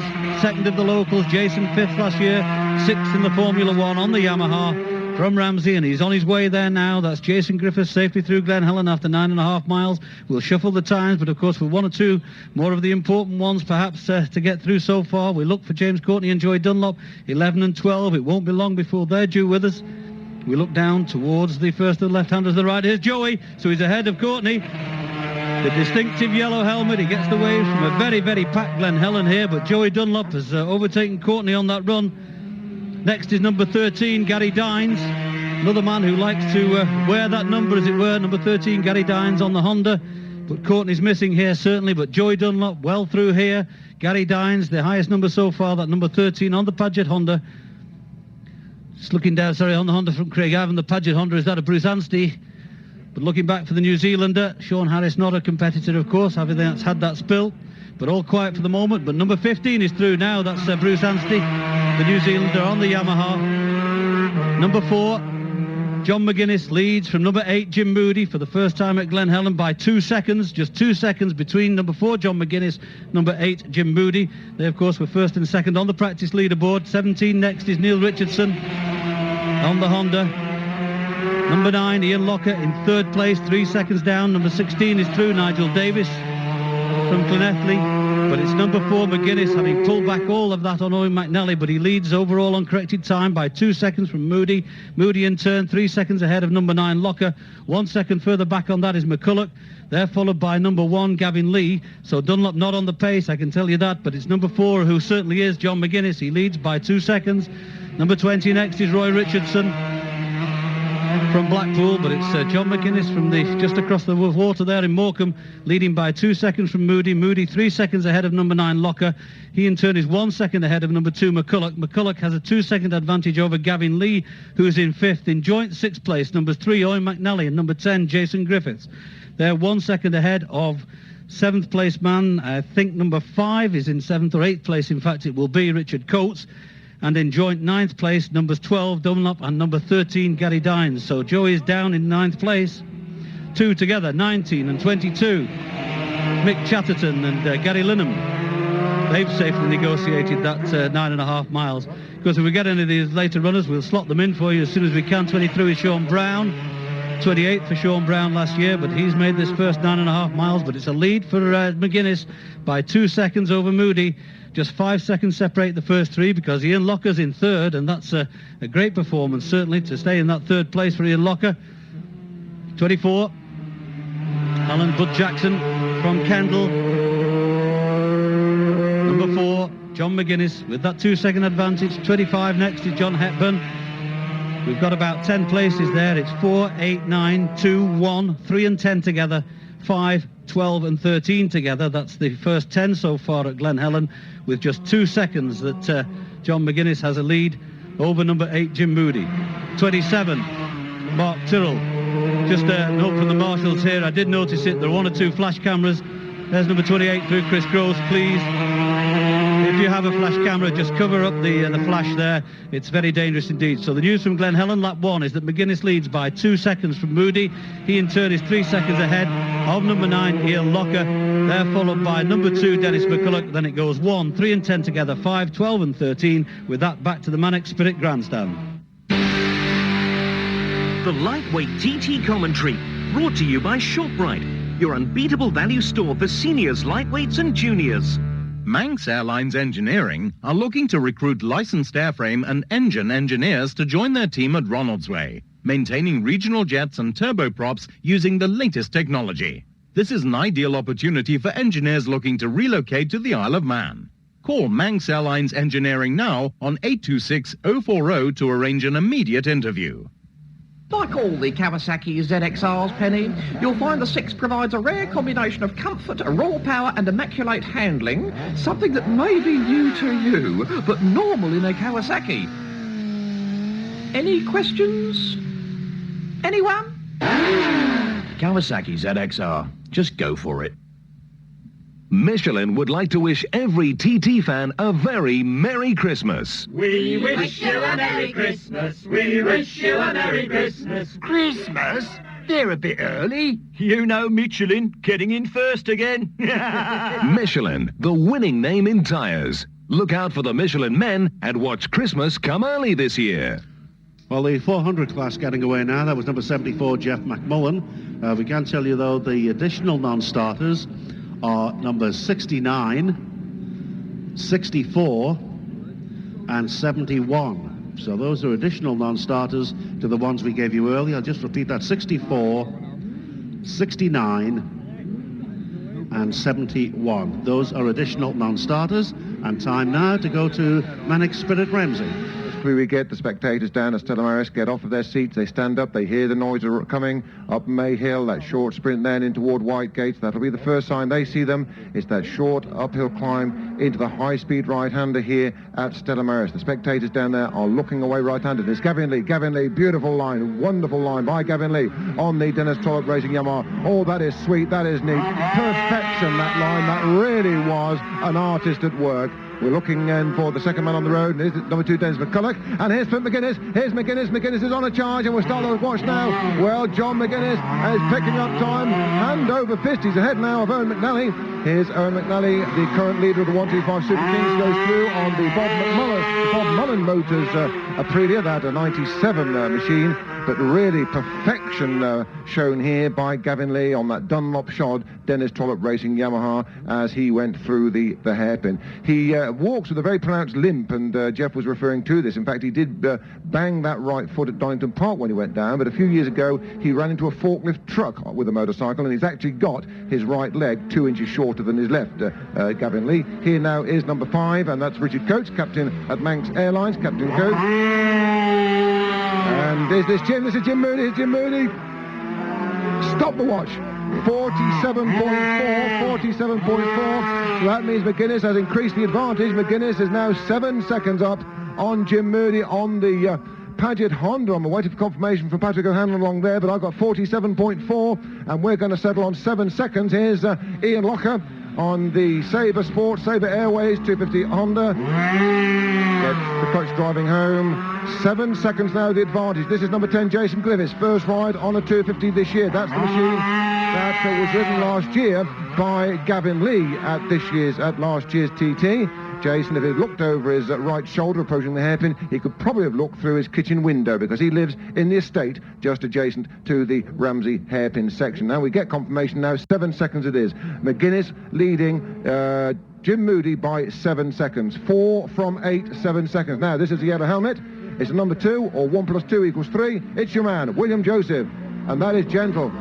That is not a hard approach, and he's being pulled back. Certainly Gary Dines has pulled back half of that 10-second differential. It doesn't look as if it's going to be Joey's day at the moment. Gary Dines, number 13, who was 8th in the Formula 1 on Saturday. He has halved that differential, that 10-second differential on William Joseph. Third place is number 10, and that is Jason Griffiths, of those that have gone through so far, being some 7 seconds down on Jim Moody. And in fourth place, equal fourth place, we have number 9, Ian Locker, and number 3, Owen McNally. They are in equal fourth place. Nice approach coming up the hill now by Bruce Anstey.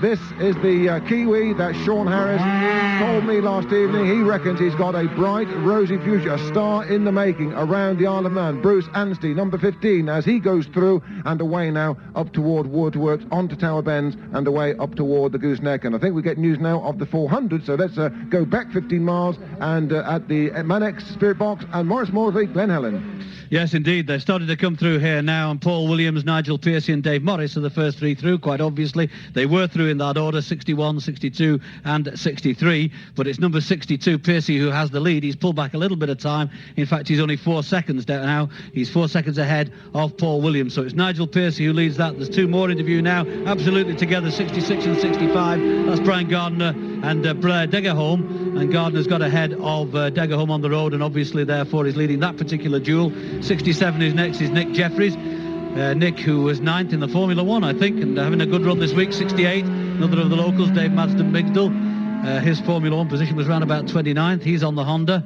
And Dave Madsden-Migdal safely through in the 400cc class. But it's number 62, Pearcey, who leads by 4 seconds from Williams. We'll shuffle the rest in, but we've only had about, 6 or 7 through. Number 61, Paul Williams, was still leading on the road. But with that, back to the Mannix commentary point at Ramsey, where we can tell you that it is now McGuinness, 7 seconds up on number 8, Jim Moody. 9 seconds back in third place, number 10, Jason Griffiths. 1 second back, just 1 second, equal fourth, number 9, Locker, and number 3, McNally. Equal sixth position, we have Gavin Lee, number 1, and number 2, Dennis McCulloch, and they also just 1 second down on the joint fourth. In 7th place is number 13, Gary Dines, and in 12th place it is Joey Dunlop. As number 22 scuttles through there, that is Gary Linham, the Manx Grand Prix winner, ahead of Sean Brown from Loughton in Leicestershire. So that's 6, 8. We have the top 8. Joey Dunlop in 12th place. He's 6 seconds down on Gary Dines. Dines in turn just 1 second down. It's close, it really is close for 4th, 5th, 6th, 7th and 8th place. But McGuinness is away with it at the moment. He's opened up a 7-second advantage. I don't know what that is per mile. What would that be? We're 20 miles out. Well, it's just on about a third of a second a mile on the run down toward us here at Ramsey. So before we go back to see here the riders coming through at the end of lap 1, just quickly recapping. McGuinness, number 4, leads Moody, number 8, by 7 seconds. Leads number 10 by 9 seconds. It is then equal 4, 9 and 3, 1 second down, but 1 second ahead of equal 6, 1 and 2. And in 8th place then, 1 second down, it is number 13, Dines. And in 9th place, number 12, William Joseph Dunlop, who is 6 seconds ahead, 6 seconds down. So with that, we fly ahead, ready for the leaders to come sporting through at the end of lap number 1 from the Mannix commentary box, and the Mannix start line, and Peter Neal. The lightweight TT commentary, brought to you by ShopRite, your unbeatable value store for seniors, lightweights and juniors. Among supersports bikes, there's no doubt who's top dog. The Yamaha R1, 1998 Production Championship winner and 1999 Northwest 200 winner. See it at the Yamaha Roadshow at the Ramsey Sprint on Tuesday the 8th. But be careful. It bites. Michelin wish Philip McCallan a very happy birthday. Happy birthday to you. But Philip's birthday's not till August. Maybe not, but Michelin are famous for getting in first. Michelin, the winning name in tyres. Just ask Philip McCallan, Robert Dunlop, Ian Locker. What a party Michelin look like having.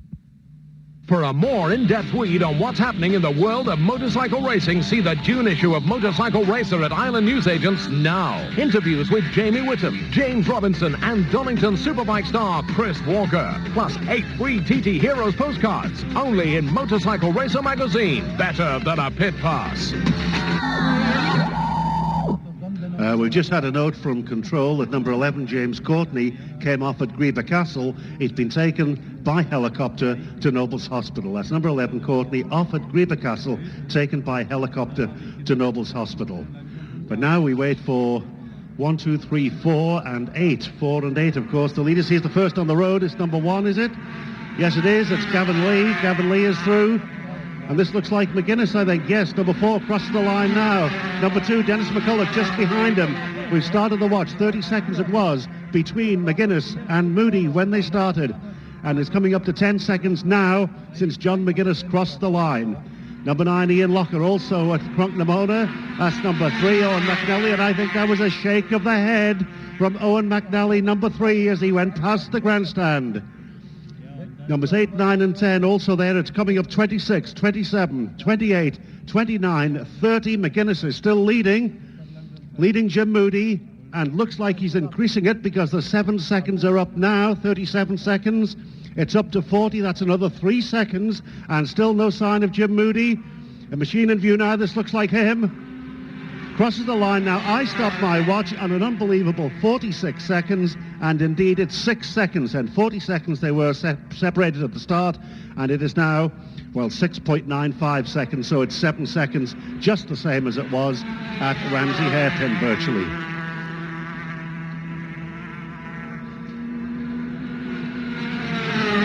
That's number 9, Ian Locker, going through an unofficial lap time for number 1. 19 minutes 37 seconds, unofficial time for number 8, 19 minutes 19 seconds, and that going through there was Jason Griffiths. He's looking now for some official times, and none posted as yet. Number 10, we have a time for 19 minutes and 28 seconds, but just repeat once again, number 8, I made it that there was 7 seconds between number 4 and number 8, identical to the difference we had at Ramsey. So that will be confirmed shortly. Peter Lees nods and says that's correct. That's number 13 and 12, and number 13, Gary Dines, ahead of Joey Dunlop. We'll take a quick break.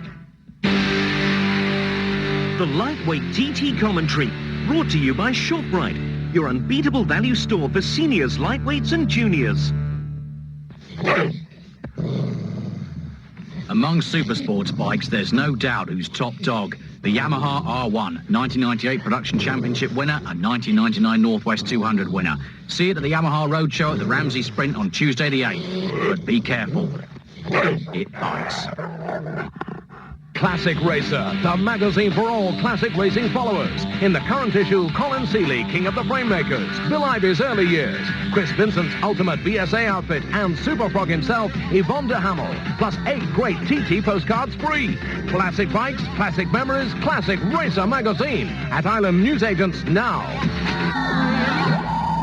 Been in a bike accident that wasn't your fault? Don't phone your insurers, phone Help Hire first. They get you a similar bike whilst they get yours repaired, and even sort out your compensation claim if you're injured or suffered losses. No catch. Help Hire recover their costs from the other person's insurance company. You just pay a one-off £10 premium. Call Help Hire free on 0500 33 55 66.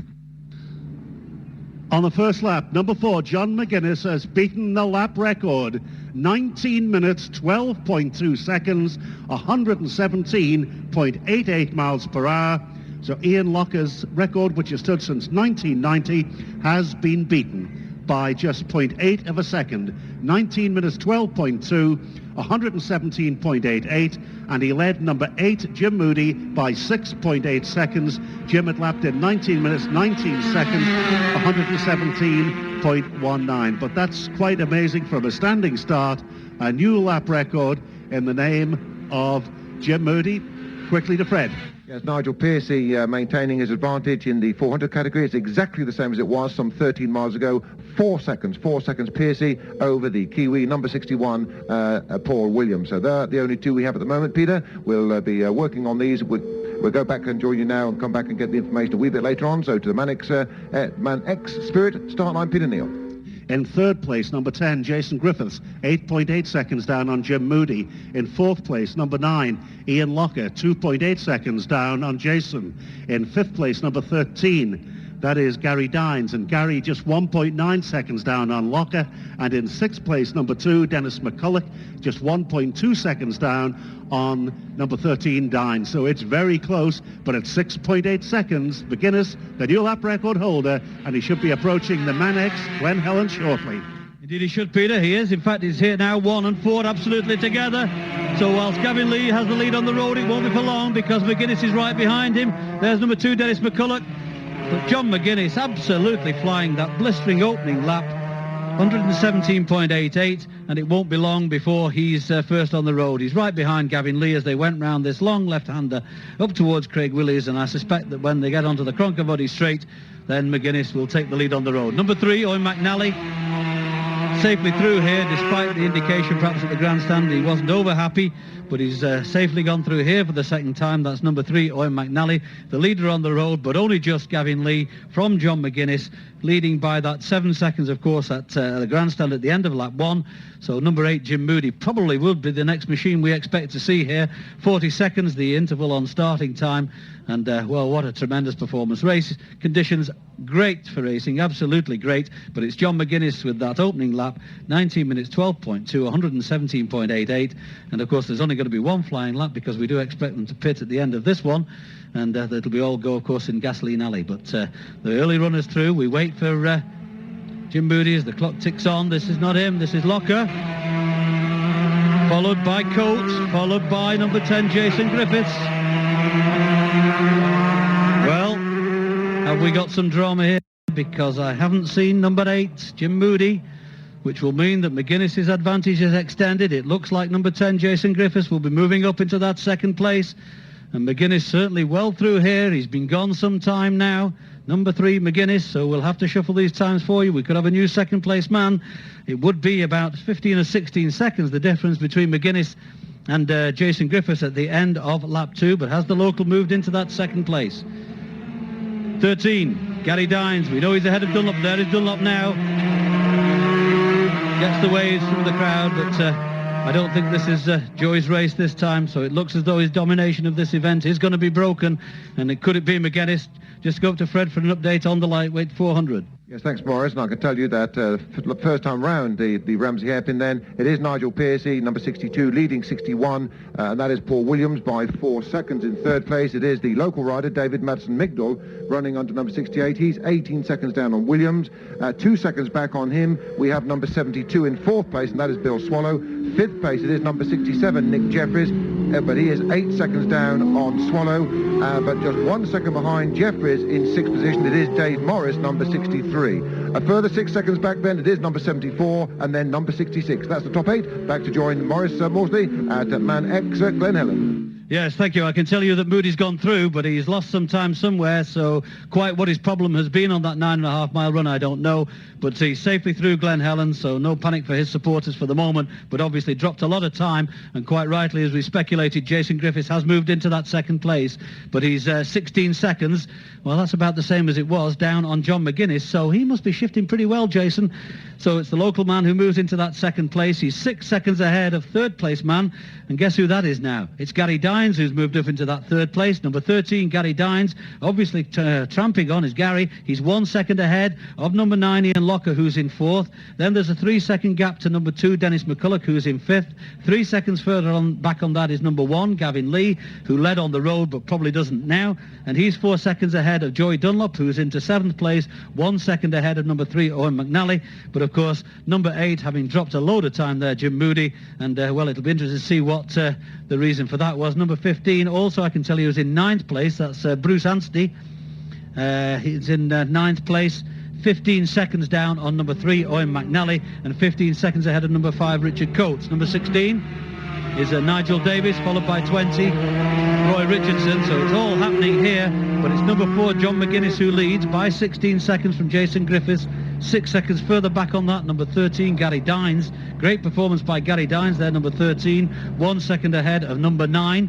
That's Ian Locker. Locker in turn 3 seconds ahead of number 2, Dennis McCulloch. McCulloch 3 seconds ahead of number 1, Gavin Lee. It's fast and furious because the 400s will be with us in the not too distant future, and that's proving to be a cracking race as well, with Nigel Pearson leading that. But it's lap 2 at Glen Helen, and it's a lead for number 4 as it remains John McGuinness, but a new second place man with the problems that have beset Jim Moody. The new second place man is Griffiths. Griffiths 6 seconds ahead of number 13, Gary Dines. Then the sequence is 9, 2, 1, 12, 3, 15, 5, 20 and 8 into 12th place Jim Moody, with that back to the Manic Spirit grandstand. The Lightweight TT commentary, brought to you by ShopRite, your unbeatable value store for seniors, lightweights and juniors. Profis fahren Arai. Arai-Helme, weltweit die Nummer 1. Holt euch eure Arai-Helme in Deutschland in allen Goto-Helm-Studios. Übrigens, Goto-Helm-Studio und die Freizeitidee bieten super Reisetouren für euren nächsten Inseltrip an. Arai, there's a difference. You'll notice, Penny, the carbon pads on your knees, what we bikers call knee tremblers. On a high-performance machine like the Kawasaki ZXR, you'll find these tremblers a great help when you go down. As we bikers say, oh, should I have said bend over? Kawasaki ZXR, just go for it. Michelin would like to wish every TT fan a very Merry Christmas. We wish you a Merry Christmas. We wish you a Merry Christmas. Christmas? They're a bit early. You know Michelin getting in first again. Michelin, the winning name in tyres. Look out for the Michelin men and watch Christmas come early this year. En tête après le premier tour, le numéro 4, John McGuinness, 6,8 secondes d'avance sur le numéro 8, Jim Moody, qui est 8,8 secondes sur le numéro 10, Jason Griffiths en troisième. Peter. Danke, Mavis. Nach der ersten Runde führt hier bei Start und Ziel Start Nummer 4 John McGuinness mit neuem Rundenrekord, 6,8 Sekunden vor Start Nummer 8 Jim Moody. Dahinter 2,8 Sekunden mit der Startnummer 10 Jason Griffiths. Und noch eine Nachricht, 2 Motorräder blockieren die Zufahrtsstraße an Quarter Bridge. Die Kennzeichen, das erste Motorrad 79297139, also nur die Ziffern, und das zweite Motorrad hat das Kennzeichen TS45QQ94. Diese beiden Motorräder müssen unbedingt dort weg. Damit zurück zu Peter. Number 17, Neil Richardson, retired at the pits. Number 40, Ian Jones, proceeded from Union Mills. 43, Keith Shannon, retired at Appledene. 49, Paul Owen, stopped at Balacry for adjustments. And number 50, Andrew Marsden, retired at Parkfield. That's down at St Ninians. An opening lap for number 62 in the big class of 20 minutes 53.4 to 108.36. But the 250s are thundering down towards Manic Spirit at Ramsey. With McGuinness now leading on the road by just 1 machine length from number 1, Gavin Lee. The noise as they go away, a 4-cylinder, a Yamonda, because it was a Honda Yam. Here's number 2, Dennis McCulloch. And then number 40, well, this is a very quick approach by number 40, but some little ways down there, of course, that is Ian Jones, who stopped to make adjustments and was reported as proceeding, but almost caught on the hop as they came up together as one. It was number 4, John McGuinness on the Vimto Honda, the TSS Vimto Honda. There is number 3, Owen McNally, with a waiting course on number 10. Jason Griffiths. It's a gap of 60 seconds, the start time differential. There was 16 seconds difference at Glen Helen. And, well, John McGuinness will be fully informed verbally as he goes into the pits this time to take on the gas that should take him over the second 2 laps. And as Maurice Maudsley correctly said, only 1 flying lap. We've already seen Flint McGuinness with a lap record from the standing start. Can he now go even deeper into unknown territory on that final circuit? The outlap, of course, will be effectively a start. Fred, we just interrupt to tell you that at the end of the first lap of the 400s, number 62, Nigel Pearcey, led number 61, Paul Williams, but by just 1.6 seconds. 62, 1.6 seconds ahead of 61.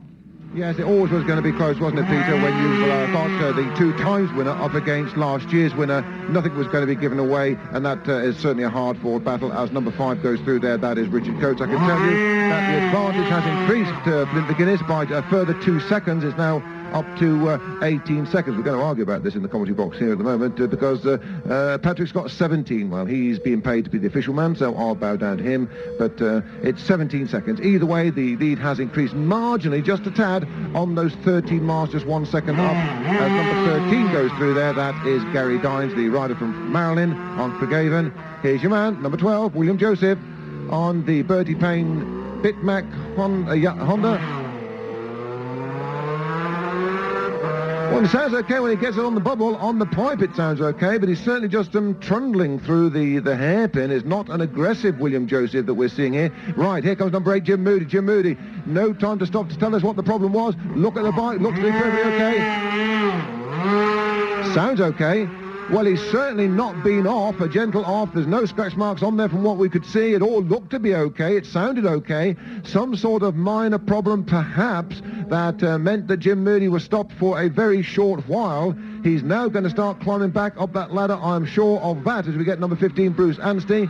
Third place then it is Dines, Gary Dines, number 13, some 5 seconds back on number 10, Jason Griffiths. Well, but Jason Griffiths, the year's going to look a bit better here for the TT. I think last year for Jason Griffiths, it was 5th in the Formula 1, 5th in the senior, 5th in the lightweight. They should have given him number 5. But let's get an update from Maurice Maudsley at Manx Glen Helen. Yes, indeed. We're just waiting for the first of the 400s, and that's a very tight race there with number 62, Nigel Pearcey, leading Paul Williams at the end of the first lap. We look down the road, strangely quiet at the moment, but it's a cracking race. So 4 seconds was the lead for number 62, Pearcey here. That's number 51, that's Raymond Hanna. There is he, there's Paul Williams, so he's still leading on the road. So now, 10 seconds the starting interval before we're due to get Pearcey. And the seconds tick away, but Pearcey's here, so Pearcey's in the lead. So Nigel Pearcey certainly is in the lead here. Number 62, Nigel Pearcey still leads that 400cc class by 1 second still. That's one of the later runners in the 250s, Robert Price. So the number 46, another of those, is Peter Wakefield.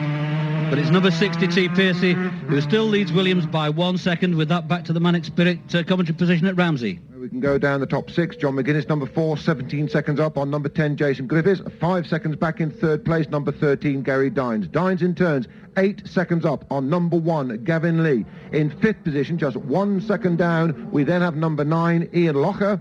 And Locher in turn, 3 seconds up on number 2, Dennis McCulloch. Can we shuffle anybody else in? Yes, we can. Jerry Dunlop.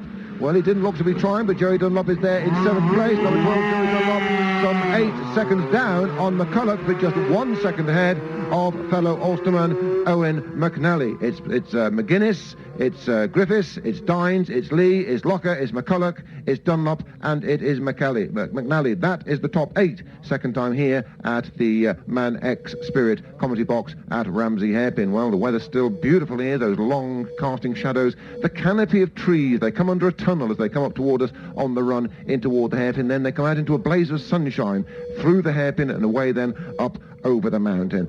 17 seconds it is then, McGuinness from number 10, Griffiths. But remember, we've seen drama in the pits before. It can all go wrong. It can work favourably, of course, but it can sometimes go dramatically wrong. John McGuinness, 25-year-old out of Morecambe, current leader of the 250 British Championship, third in the 250 TT for the last 2 years, looking to make his dream come true with a race victory. He holds that 17 seconds advantage over number 10, Jason Griffiths, who this year he is currently second in the Irish Regal 600 and having his first ever ride of the year on a 250. And that's the Dennis Trollope Yamaha that he runs in that second place. It's going to be hectic. It's going to be pretty exciting when they come out, and they would be the important time. So let's go ahead to the start line, 13 miles ahead to the Manic Spirit start line. The Lightweight TT Commentary, brought to you by ShopRite, your unbeatable value store for seniors, lightweights and juniors. Among supersports bikes, there's no doubt who's top dog. The Yamaha R1, 1998 Production Championship winner and 1999 Northwest 200 winner. See it at the Yamaha Roadshow at the Ramsey Sprint on Tuesday the 8th. But be careful. It bites. This November, the whole motorcycling world heads for the NEC for the newest technology, the racetrack stars, all the thrills and spills of the indoor motorcycle arena, plus the latest clothing and helmets. The International Motorcycle Show, the NEC Birmingham, the 5th to the 14th of November. It's a whole new world. Been in a bike accident that wasn't your fault? Don't phone your insurers, phone Help Hire first. They get a similar bike whilst they get yours repaired, and even sort out your compensation claim if you're injured or suffered losses. No catch. Help Hire recover their costs from the other person's insurance company. You just pay a one-off £10 premium. Call Help Hire free on 0500 33 55 66. Well, very shortly it's going to get busy. Let's join Jeff. There's John McGuinness now coming into the stop box, and behind him is number 1 Gavin Lee, but McGuinness and Griffiths is the ones we're interested in, and he stops there now. A neat stop for John. In goes the fuel, and appropriately Vimto on the tank. Guinness and Vimto together. Well, Guinness is good for you and Vimto is too, doubtless. Cool, calm, stop this one. And it is the company's product that he gushes down. And here now is number 2, Dennis McCulloch. Quite calm, stop the watch when he goes, bit of fuel slopping about, and off he goes now. Whoa, nearly hits Dennis McCulloch. Just had to think about it there. Lee gets away, McCulloch is at the pits here and wants a new visor. One is clipped on. And here now is number 3, Owen McNally.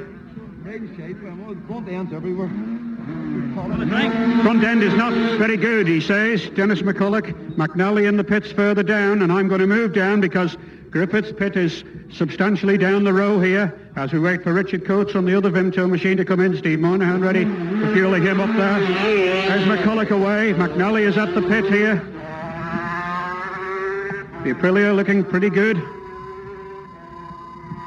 Fuel level comes up now, and here is Griffiths coming down. There's 50 seconds, but it's the time out we're interested in. I think it'll be about 20 seconds. McGuinness's lead. Behind him is fellow Welshman Locker. He's Griffiths coming in, and Locker behind him. There's the minute now, so this is the lead. Griffiths, a new visor, screen cleaned, clutch checked, and it's 70. There's a 15-second lead, about 5 seconds time. Jason will be away in second position. Locker is just behind him as well. He's Richard Coates on the other Vimto machine, and Gary Dines, who'll pass us here. Jason will be just pulling out. He goes. There's 26 seconds, 1 minute and 26. I reckon McGuinness is 26 seconds in the lead as they leave the pits. Now there's Gary Dines. He's in third position. In fact, Dines may well, with a quick pit stop here, take over from Griffiths. We'll get that off Tim O'Hanlon in a moment. All the riders taking a good drink themselves. It must be hot work. And Joey coming into the stop box there at the top as well. Quite a few callers in here now. Next to come in, though, is Moody. I wonder what his trouble was. We'll just get Dines away. Moody is in, but of course he lost some time somewhere. And there's Coates away. Coates away, just beats Dines out of the pits. Joey changing his helmet. Now, in fact, Moody taking his helmet off. New one on. And where was that time lost, I wonder? There's Dunlop away. Seems very subdued. Not going to be a win today, I don't think. 15, Anstey is in now, and he's Moody.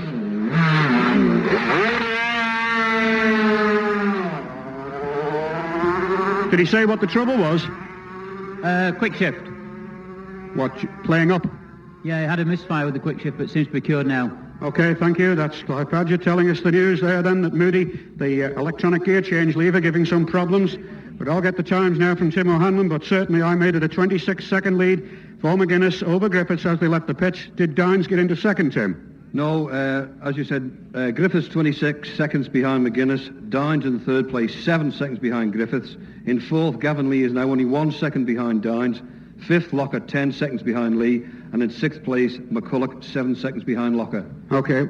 On to Fred now, probably with the 400s at Manic Spirit Ramsey Hairpin. Well, no news on the 400s as yet, just a little bit premature. That's one of the 250s just going through there. We are awaiting upon the arrival of the dicing duo, Piercy and Williams. Piercy and Williams, 1 second it was at the start line, 1 second it was at Glen Helen, number 62, Nigel Piercy. Nigel from Barton Le Clay over there in Bedfordshire. He's riding the machine that Ian Simpson rode here in this 400 race last year. And it's Williams that leads on the road. There's Williams, and start the watch on Williams, and we've got, 10 seconds is it for Piercy to arrive? It's 5. Yes, it maintains that advantage, and 7 seconds. I think it's gone up to 3 seconds. I think it's gone up to 3 seconds. Patrick O'Hanlon nods his head, so he's picked up a little bit of extra time. Number 62, Nigel Piercy, twice 400 winner, and there's now some, 3 seconds ahead of last year's winner in the class, and that the rider out of Dunedin over there on the South Island of New Zealand,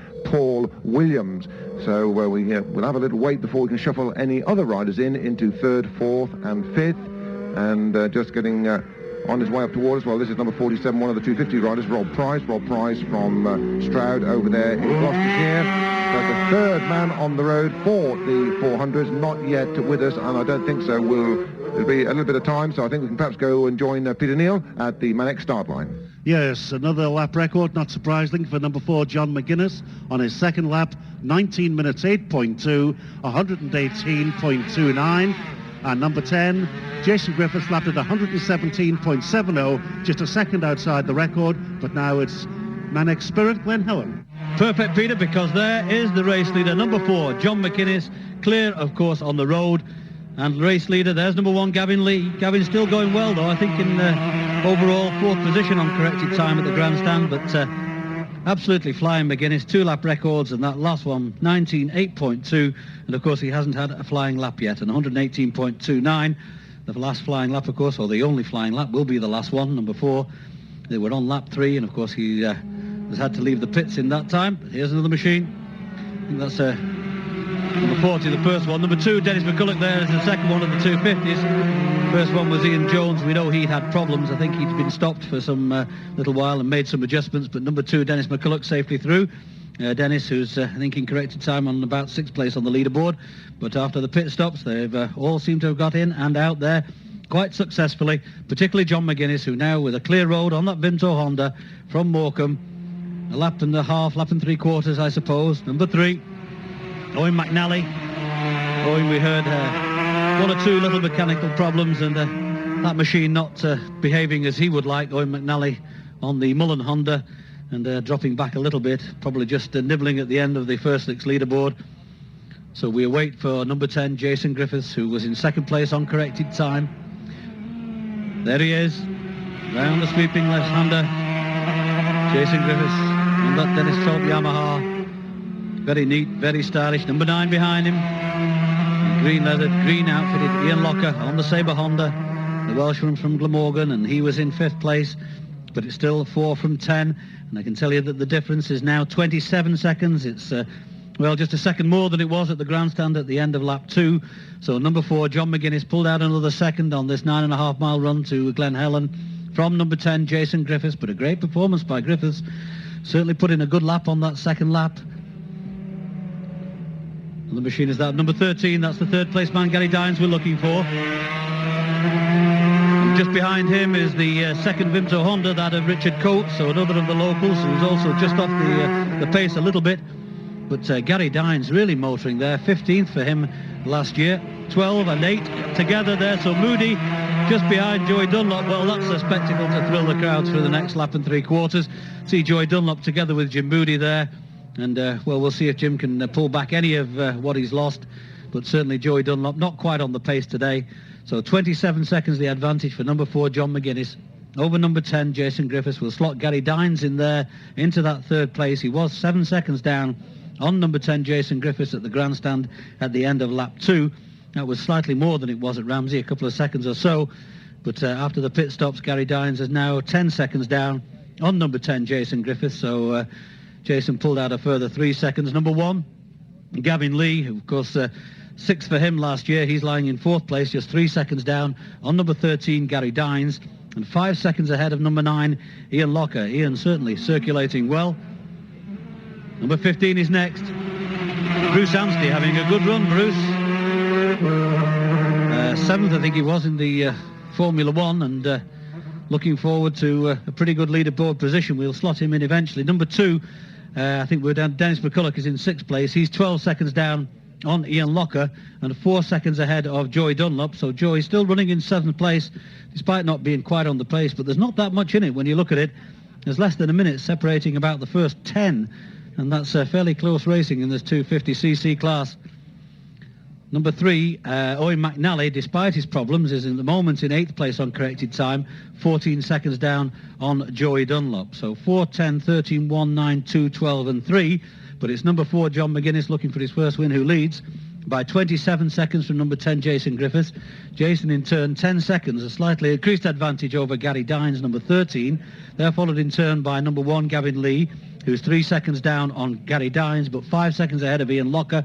Then it's numbers 2, 12 and 3. They're the first 9 to 8. I can put number 15, Bruce Anstey, into that 9th place, followed by 8 and 5. So number 8, Jim Moody, is up into 11th place. And with that, back to the Manic Spirit Grandstand. The lightweight TT commentary, brought to you by ShopRite, your unbeatable value store for seniors, lightweights and juniors. Among supersports bikes, there's no doubt who's top dog. The Yamaha R1, 1998 Production Championship winner and 1999 Northwest 200 winner. See it at the Yamaha Roadshow at the Ramsey Sprint on Tuesday the 8th. But be careful. It bites. Choose life. Choose blades. Choose R1s. Choose getting your knee down. Choose wheelies. Choose Mad Sunday. Choose burnouts. Choose topless buds on bikes. Choose life. Choose Superbike Magazine. Die Isle of Man ist bekannt für ihre landschaftlichen und kulturellen Reize. Jedoch kann die Straße ein tödlicher Ort sein, um diese zu genießen. Halten Sie sich deshalb bitte an die vorgesehenen Wanderwege und ausgeschilderten Attraktionen. Diese Mitteilung wurde Ihnen vom Straßensicherheitsdienst und Kingsmead Limited überbracht. Well, the lights are on for 61 and 62, the 400 class, and we'll be having a look at the pit stops for these two riders as they come in. I've just been told that Jim Moody has retired at Westwood. Jim Moody retired at Westwood. But now it's 61 and 62 we're waiting for. And Owen McNally is retired at the 11th milestone. That's 8 and 3 out within seconds of each other. And let's go down and join Jeff for these pit stops. This is going to be tight in the 400 class. Paul Williams will be first in, then Piercy leading by 3 seconds at the hairpin. 10 seconds between them on corrected time. And here now is Williams, stopping right by me. But I'll take the time on the time out, of course. And it's a bit of a caper to undo the tank cap, but it's happened now. It needs a screwdriver to do it. And here's number 62 now. Piercy, and he stalled it in the stop box. He stalled it, and he's having to leg it. He's having to be pushed. Now then, that could let Williams in here for certain. Get the times when they leave the pits rather than coming in, because it reflects the time spent at the pits. Tank cap locked, and off he goes. So that's number 61, Williams. I'm sure that he will have inherited the lead. 6, 7, 8, 9, 10. Piercy still at the counters. Williams takes the lead. 13, 15, 16, 17, 18 seconds on the watch. Less 10, 8 seconds lead and the bike won't start. It's very, very rich, but now it lights up. But he's lost even more time, but back to Fred now at Manic Spirit Ramsey Hairpin. With John McGuinness having been gone now some 11 seconds, we're awaiting that 1 minute differential. 14 seconds having gone. Here's number 1, Gavin Lee. Well, he's neat. He's tidy. He wanted the win here this year. Certainly wanted to pick up the 250 and or the 125 to make his racing career. He says now with 2 young daughters, he's got 2 lovely little daughters, Anna and Danielle. He may then, if he picked up a win this year, he may well then decide to rest on his laurels. But if he doesn't get the win, then I'm sure he'll be back again next year to try to pick up that trophy. And number 2 on his way, Dennis McCulloch, 6 times Irish champion, 6th at the 250 in the Northwest on the Sanyo London Honda. Didn't do the TT last year, of course, Dennis McCulloch. He managed to injure himself during practice and took no further part in proceedings. So we're awaiting then on number 10. It's now up to the 1 minute. So this is the lead of John McGuinness.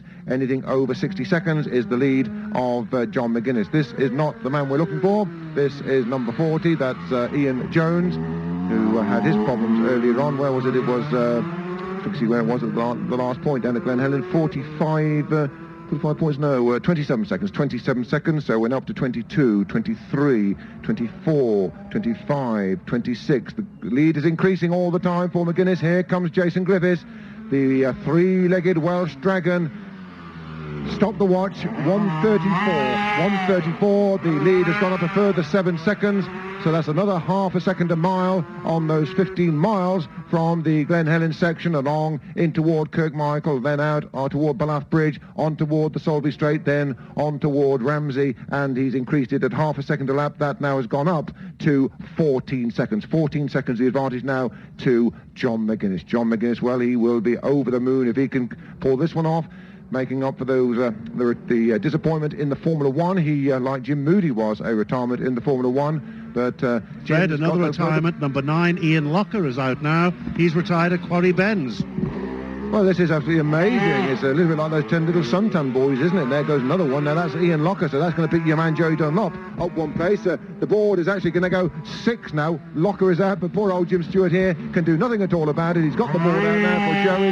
We ought to put 7-1, perhaps. 7-1 also gives a thumbs up, and Joey acknowledges that board. A little nod of the head. But it's not really the most aggressive we've seen. Joe said he's not normally the most spectacular at the hairpin, but Joey is safely through and away onto the mountain. So let's go back and pick up with the news for our continental visitors and Mavis. Merci. Après 2 tours, selon les chronos, en tête le numéro 4, John McGuinness, 21,4 secondes devant le numéro 10, Jason Griffiths, qui a 5 secondes d'avance sur le numéro 13, Gary Dines. Peter. Danke, Mavis. Nach der zweiten Runde erneuter Rundenrekord durch Start Nummer 4. John McGuinness, er hat mittlerweile 21,4 Sekunden Vorsprung vor dem zweiten Start Nummer 10, Jason Griffith. Und Jason Griffith hat 5 Sekunden Vorsprung vor dem dritten, Start Nummer 13, Gary Dines damit zurück an Fred, please.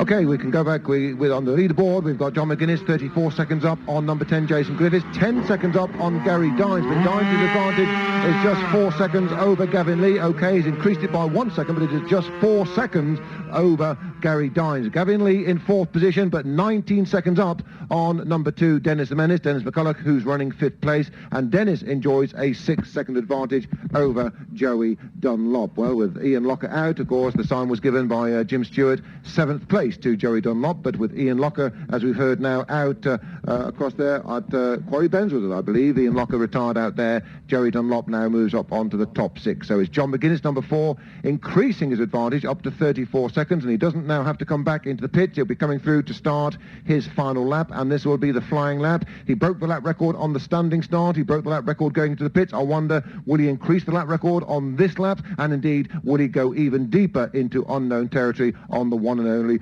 flying lap? But whilst we have a very quiet track here at the Ramsey Hairpin point, let's go to Mannix, Glen Helen.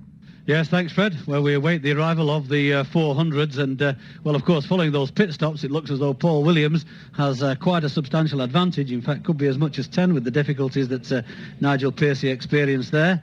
We look down, it's quiet for the moment, but a cracking race, and some of these are going to move up in the 250s as well there, with looking at the leaderboard. Number 15 going particularly well, Bruce Anstey, and number 5, Richard Coates, they'll be getting forward. Number 61's here, Paul Williams. Number 39 behind, so the mixing, of course, with some of the later runners in the 250s, that was David O'Rourke, but Paul Williams is safely through. Paul, of course, won this class when it was a class last year, 7th overall, in fact, 37. Stephen John, another of the 250s, so that'll make life tricky, but here's Nigel Pearcey now. The blue leathers, the red machine, the Lloyd's TSB sponsored machine, 41, 51, 34, they're streaming through from the 250s, so there's been a lot of traffic there for Nigel Pearcey, and I can tell you it is 10 seconds. That's probably about what it was as they left the pit, but it's 61 Paul Williams who leads Piercy back to the Manic Spirit grandstand. The lightweight TT commentary, brought to you by ShopRite, your unbeatable value store for seniors, lightweights and juniors. Among supersports bikes, there's no doubt who's top dog. The Yamaha R1, 1998 Production Championship winner and 1999 Northwest 200 winner. See it at the Yamaha Roadshow at the Ramsey Sprint on Tuesday the 8th. But be careful. It bites. For a more in-depth read on what's happening in the world of motorcycle racing, see the June issue of Motorcycle Racer at Island Newsagents now. Interviews with Jamie Whittam, James Robinson, and Donington Superbike star Chris Walker. Plus 8 free TT Heroes postcards. Only in Motorcycle Racer magazine. Better than a pit pass. So, Penny, for first gear, we just press down this pedal, thus, whilst holding the clutch lever tightly in, thus. Rev up the perfectly tuned 600cc Kawasaki Power Pack with the throttle, thus. The rest is just a matter of letting the clutch out. Gently. Well, the pits are still very busy, but we're waiting for number 4, John McGuinness, the race leader, the new lap record holder. Been indicated for some little while now at Crunknamona, and he had a minute start over Jason Griffiths, and that's the difference we'll be looking at. And here he is, he's really flying. John McGuinness, absolutely flat on the tank, 144 miles an hour. He went through the total MEA speed trap on a 250, 144 miles an hour. Well, numbers 1 and 2 are indicated to Crunknamona, but of course it's number 10 we'll be looking for. And just checking, yes, it's exactly 1 minute, the start interval. There's number 1, Gavin Lee. And it's 30 seconds now, and the light is not on yet for number 10. 77 gets away in the bigger class after his pit stop. 77 is newcomer Paul Dobbs. The light is on now for number 10, Jason Griffiths. But it's coming up to 50 seconds now since John McGuinness crossed the line. This looks like Dennis, number 2. It is indeed. And the minute starting difference between McGuinness and Griffiths is now up, so McGuinness is leading, but by how much? 34 seconds it was at Ramsey Hairpin. Number 79 is away safely. It's now 15 seconds, 1 minute and 15 seconds. It was 34, as we said, and number 10 is the only machine between Crunknamona and the finish of lap 3. The leader, John McGuinness, where will he be now? Out round Ballacrane on his way to Glen Helen now. And here's Griffiths now. I stopped my watch on 1 minute and 34 seconds, which is exactly the same as it was at Ramsey on this lap. 34 seconds. Number 4, McGuinness, leads number 10, Griffiths. We'll take a quick break. The lightweight TT commentary, brought to you by ShopRite, your unbeatable value store for seniors, lightweights and juniors. Among supersports bikes, there's no doubt who's top dog. The Yamaha R1, 1998 Production Championship winner and 1999 Northwest 200 winner. See it at the Yamaha Roadshow at the Ramsey Sprint on Tuesday the 8th. But be careful. It bites. Michelin wish Philip McCallan a very happy birthday. Happy birthday to you. But Philip's birthday's not till August. Maybe not, but Michelin are famous for getting in first. Michelin, the winning name in tyres. Just ask Philip McCallan, Robert Dunlop, Ian Locker. What a party Michelin look like having. Manx legislation means that only pure ingredients can be used in brewing fine Manx beers. If you enjoy the atmosphere on the island that surrounds the racing and want to sample the beer, please put your car or van away before you do. This message is brought to you by the Isle of Man Road Safety Officer and Kingsmead Limited. The race average record speed is 115.68, but John McGuinness is averaging 116.78 for the 3 laps, and that, of course, includes his pit stop. So waiting for confirmation of the rest of the leaderboard, apart from the first and second, which is 34 seconds between John McGuinness and number 10, Jason Griffiths. Number 1, Gavin Lee, had a lap in 20 minutes 10.9, 112.17. Number 2, Dennis McCulloch, slightly off the pace, 20:14.4, 111.84. That was number 15. And that is Bruce Anstey, the New Zealander, going through. And confirmation now of number 13 in third place. That's Gary Dines, 12.7 seconds down on Jason Griffiths. In turn, he is 6.8 seconds ahead of number 1, Gavin Lee, who in turn has an 18-second advantage over number 2, Dennis McCulloch, who is just 9 seconds ahead of number 12, and that is Joey Dunlop. And number 5 provisionally is in 7th place at the moment, but a few of the high numbers still to come to slot in there. So it's 4, 10, 13, 1, 2, and 12. 34.1 seconds the exact advantage according to the computer between the first and second. Just looking at the boards, the boys well on their way now, and 61 and 62, yes, they're through Glen Helen and on their way to Ramsey. John McGuinness is on his way to Glen Helen, as indeed is number 10, and that is Jason Griffiths. So it's a close race down the field, but 34.1 seconds between first and second. What will the time difference be at Manic Spirit, Glen Helen? Well, we'll tell you in a minute, because with the applause of the crowd, number 4, John McGuinness, goes through here round the long left-hander for the fourth and final time. Some 28 miles to go, and it's a long way, but John McGuinness looks really good on that Vimto Honda, and quite obviously from the speeds he's putting up, it looks as though if he continues at this pace, then the race record is going to be smashed, as well, of course, as the lap records that he's already set. So a brilliant performance, certainly, by John McGuinness, and it'll be a while before we get to the second place man. This is Gavin Lee, who was lying, I think, in 4th place, but he's safely through here, Glen Helen, for the 4th time. So John McGuinness made his debut back in 1996, and looking forward, I'm sure, to the checkered flag, but he's 28 miles to go to get there, but a brilliant ride. This is one of the 400s, 86, Peter Jarman. Well, Peter, of course, a great supporter, not only of the TT course, but of races in general on the Isle of Man, including the Southern 100 circuit, and Peter Jarman's been coming here for many a year now, many a year. Number 2, that's Dennis McCulloch. And Dennis, of course, well, he's been riding in the TT since back in 1992. He missed last year's races due to a practice spill, but he's back, and of course he's got the Sanyo Hondas for both of the lightweight races. 78 there is Rich Hawkins, another of the locals. So he's circulating well. I'm sure his crew will be pleased to know that he's through Glen Helen, but of course that's lap 3 for him, as it is for this man, John Vincent, number 92 on the 400, Kawasaki from Bickerstaff. I think the last man away, in fact, number 92, John Vincent. 77. And then there's Dick Griffiths now. So he's got a few of the later runners to negotiate. And 80 will give a mention there to Alan Chamley. But number 77 also amongst that bunch was Paul Dobbs, one of the newcomers to the course. But Griffiths safely through, and I can tell you the advantage is 37 seconds. That's, well, a further 3 seconds or so that number 4, John McGuinness, has pulled out. So he's certainly not knocking it off. And in that 9.5 miles, another 3 seconds. He seems to be able to pull out a run between here and Ramsey, of course, or pull out some more seconds.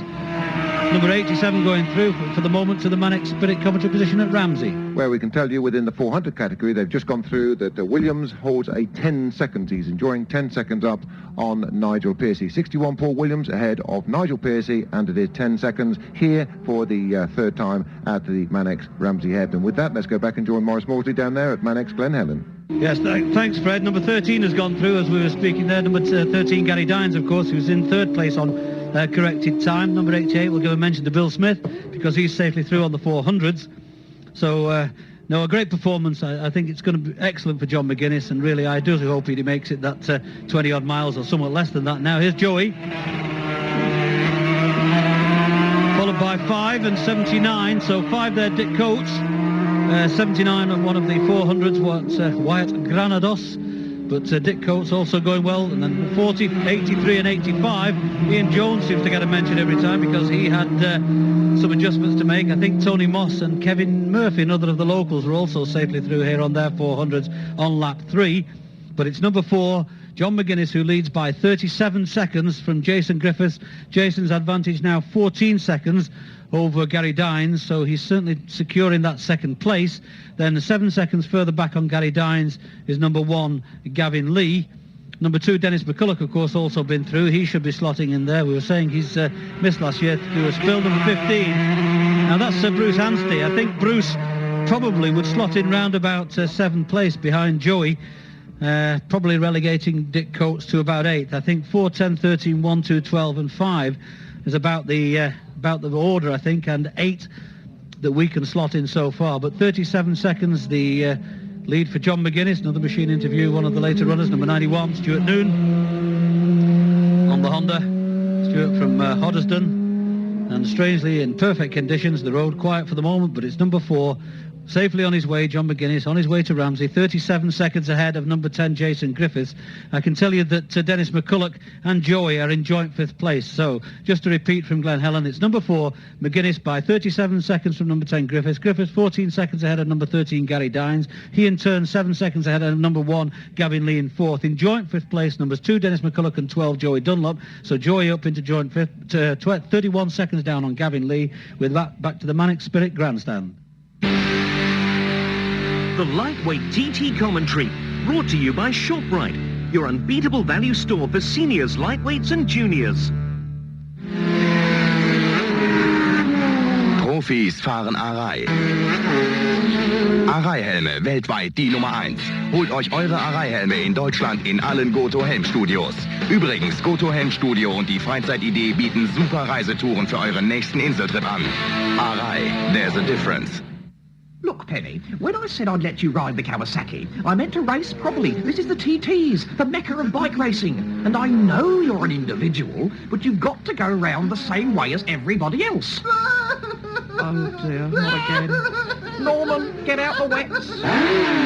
Kawasaki ZXR, just go for it. L'île de Man souhaite la bienvenue à tous ceux qui aiment l'atmosphère des courses routes de haut niveau. Ceux qui savent reconnaître le talent et l'entraînement nécessaire à chacun de ces tours de parcours fantastiques. Mais rappelez-vous, vous n'avez que la moitié de la route, alors roulez moitié moins vite. Ce message vous est transmis par le commandant de la sécurité routière manoise et Kingsmead Limited. Après le 3e tour, en tête le numéro 4, John McGuinness, 34 secondes d'avance sur le numéro 10, Jason Griffiths, qui a 12,7 secondes d'avance sur le numéro 13, Gary Dines. Peter. Dankeschön, Mavis. Nach der 3. Runde hat John McGuinness, Startnummer 4, seinen Vorsprung auf 34,1 Sekunden vor Startnummer 10, Jason Griffiths, ausgebaut. Der hat mittlerweile auch schon 12,7 Sekunden Vorsprung vor Startnummer 13, Gary Dines, und damit zurück zu Peter. Number 16, Nigel Davies, was observed at Ballacrane, reported to be okay. He's holding on to 11th place. Chris Moore retired at the pits. Wade Boyd hasn't got that replica again. He retired at Penfold. And number 45, Tony Anderson, retired at Parliament Square in Ramsey. So that's up to date on the retirements. In fact, no, there's another 90. Trevor Stokes retired at Braddon Bridge. He's making his own way back. That's number 90, Trevor Stokes, out at Braddon Bridge. We've mentioned already Owen McNally, Jim Moody and Ian Locker, 3 of the top leaderboard men, all out within the space of seconds. 11th milestone, Westwood and Quarry Bends, they retired. So it's 34 seconds, now it's 37 seconds. What will it be at Manex Spirit, Ramsey Hairpin? Fred will tell us shortly. We're waiting on it, but let me quickly go back to the 400s because there's a tight thing going on for 3rd place. Nick Jeffries is just 2 seconds down on Dave Madsen-Migdal. Nick Jeffries, 2 seconds down. Madsen-Migdal is running 3rd. Nick Jeffries is running in 2nd place. And here he comes, here he comes. Come on, Flint. Come on, Flint. Keep your eyes on the job. And he goes through now. He's just got the mountain climb to make. And he's not acknowledging the ways. I wonder, is he going to go for the outright lap record? We've seen him now with that lap record on the first lap, the lap record on the second, and now I wonder on this flying lap. Or is he going to coax it home? Is he going to talk it home? He'll be talking nicely to it. The Paul Bird Motorsport Vimto Honda, remember it does feature that £15,000. There's Gavin Lee, £15,000 TSS twin-sided rear shock. And that's not Mr. B. Dennis Trollope, as ever, has turned a motor into perfection, prepared by Dennis Trollope, and Gavin Lee is away now over the mountain for the last time. Well, we're still waiting then on the number 10 rider to get here, but Gavin Lee with the Dunlop shod, Silcoline lubricated Honda motor, current leader of the British Championship, twice 3rd in the 250 TT, but of course now looking to go onto that very, very top podium. And by golly, will that be a celebration tonight if it comes off. There's number 2, McCulloch. on the Sanyo Lunney's Honda. The 6 times Irish champion, he now is away with it, but we're still awaiting. That is now up to 1 minute and 14 seconds. It was 34 seconds, 37 seconds down at Morris, 37 seconds. So we've got another 15 seconds or so before Jason Griffiths heads up toward us. He's probably just on the run up toward May Hill, over that bumpy May Hill, and in fact he's ahead of that because here he comes. He's now into view.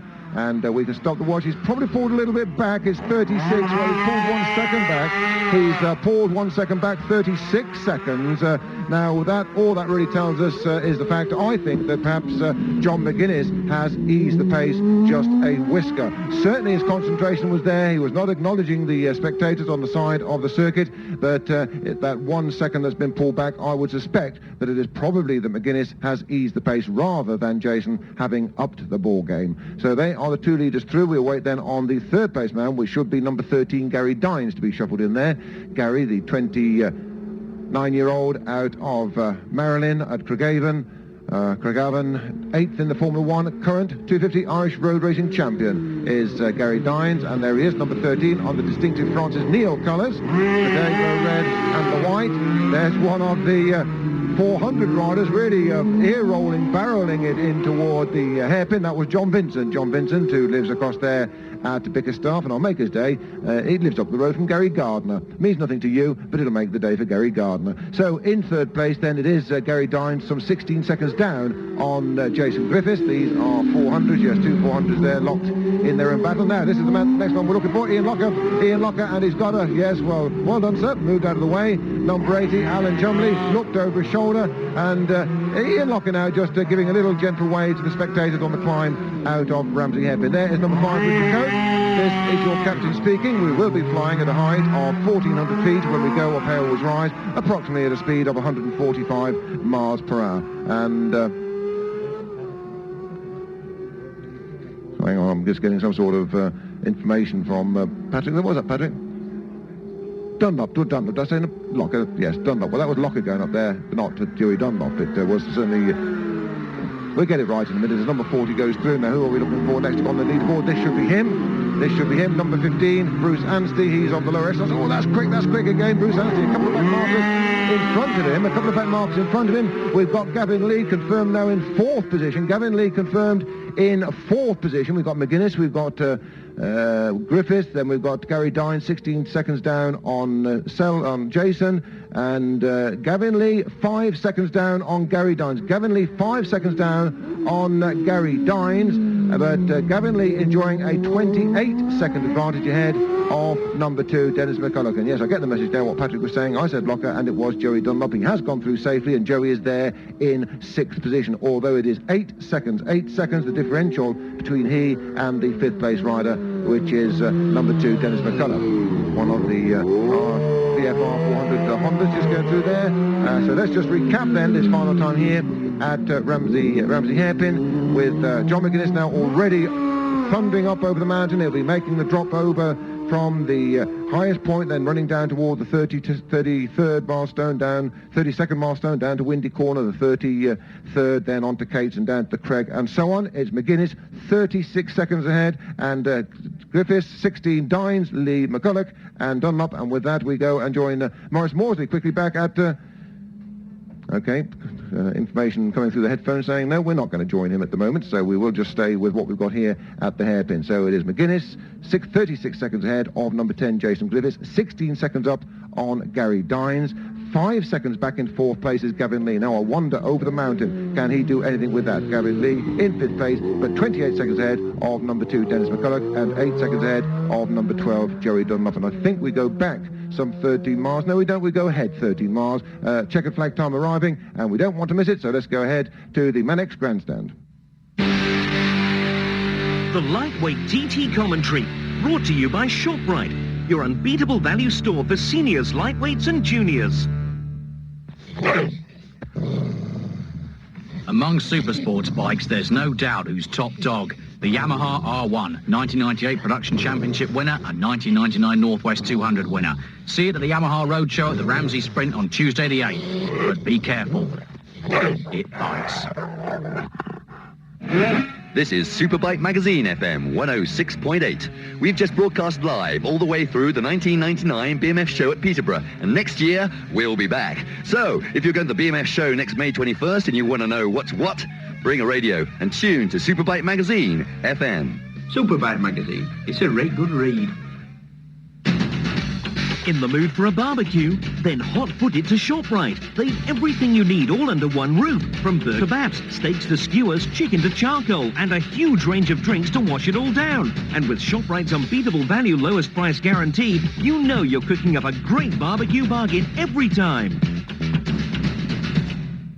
Well, the scene is set for John McGuinness, number 4. The light's been on, indicating his passage, his safe passage through Cronk-Ramona for some little while. Also through his number 1, Gavin Lee. But the difference between first and second in the 400 classes, that's Williams and Pearcey, 61 to 62, was 51 seconds at the end of lap 3 as they went on to their 4th and final circuit. But now Andy goes to the centre of the road. John McGuinness obligingly lifts his right arm, and again we have another first-time winner.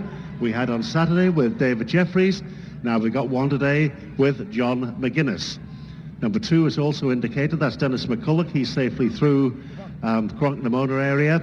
But I don't think we need to worry about the watch for the winner of the lightweight 250 class for 1999.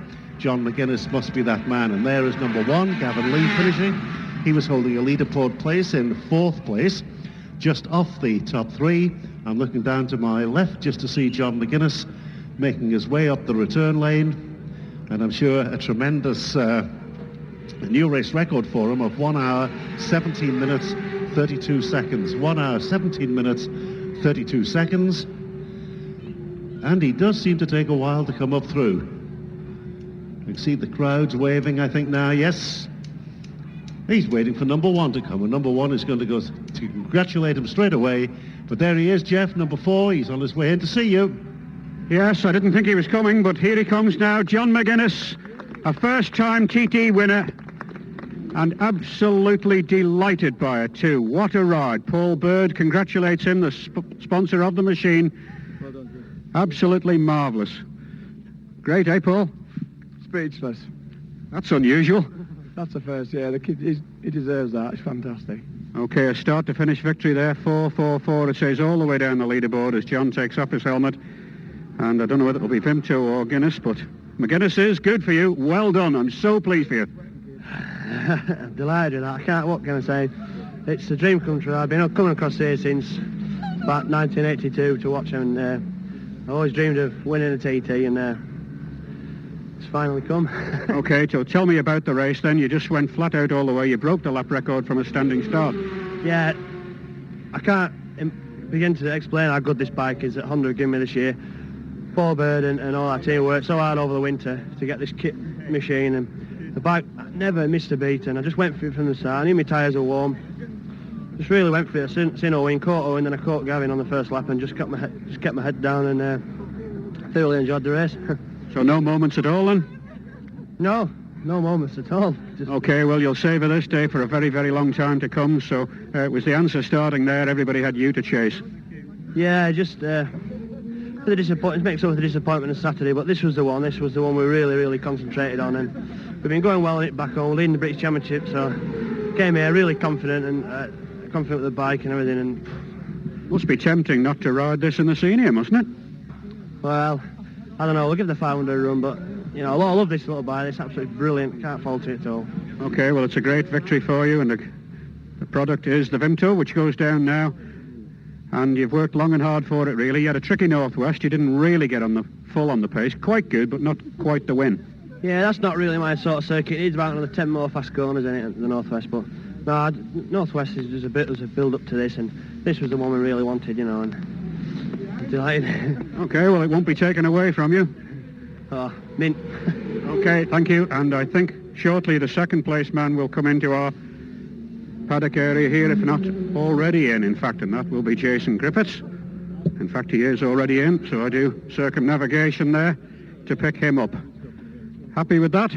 Yeah, good, Jeff. It's my only 250 ride this year, so I'm very pleased with it. Not so easy to jump off the big bikes onto the little ones, even though you've done a lot of 250 riding in the past. It's still an art that has to be relearned, I should think. Yeah, it takes a little time to adjust. We didn't do that much practice on the bike. But in other ways, it's a lot easier to ride through the rough parts than the big bike, so it compensates for it, really. Who were you with on the road then, do you think? I mean, who did you have a good dice with?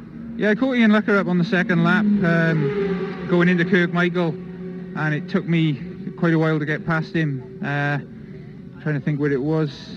It was on the way into Ramsey anyway, so I was with Ian for a little while. Didn't lose a whole lot of time, I think, but a few seconds, and then I think it was the start of the last lap, end of the third lap, start of the fourth lap, I hit some back markers in a few bad places, but apart from that, it was a clear run.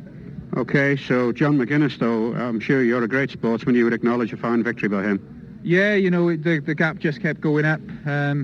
Really, in the end, it was a case of just concentrating on who was behind, and the only way I would have obviously gone forward at all was if John had a problem. But no, I'm pleased with that, and thanks to Dennis Trollope for providing the bike and Gary Radcliffe for doing a fine job of looking after it. Okay, well done for runner-up. Thanks, Jeff.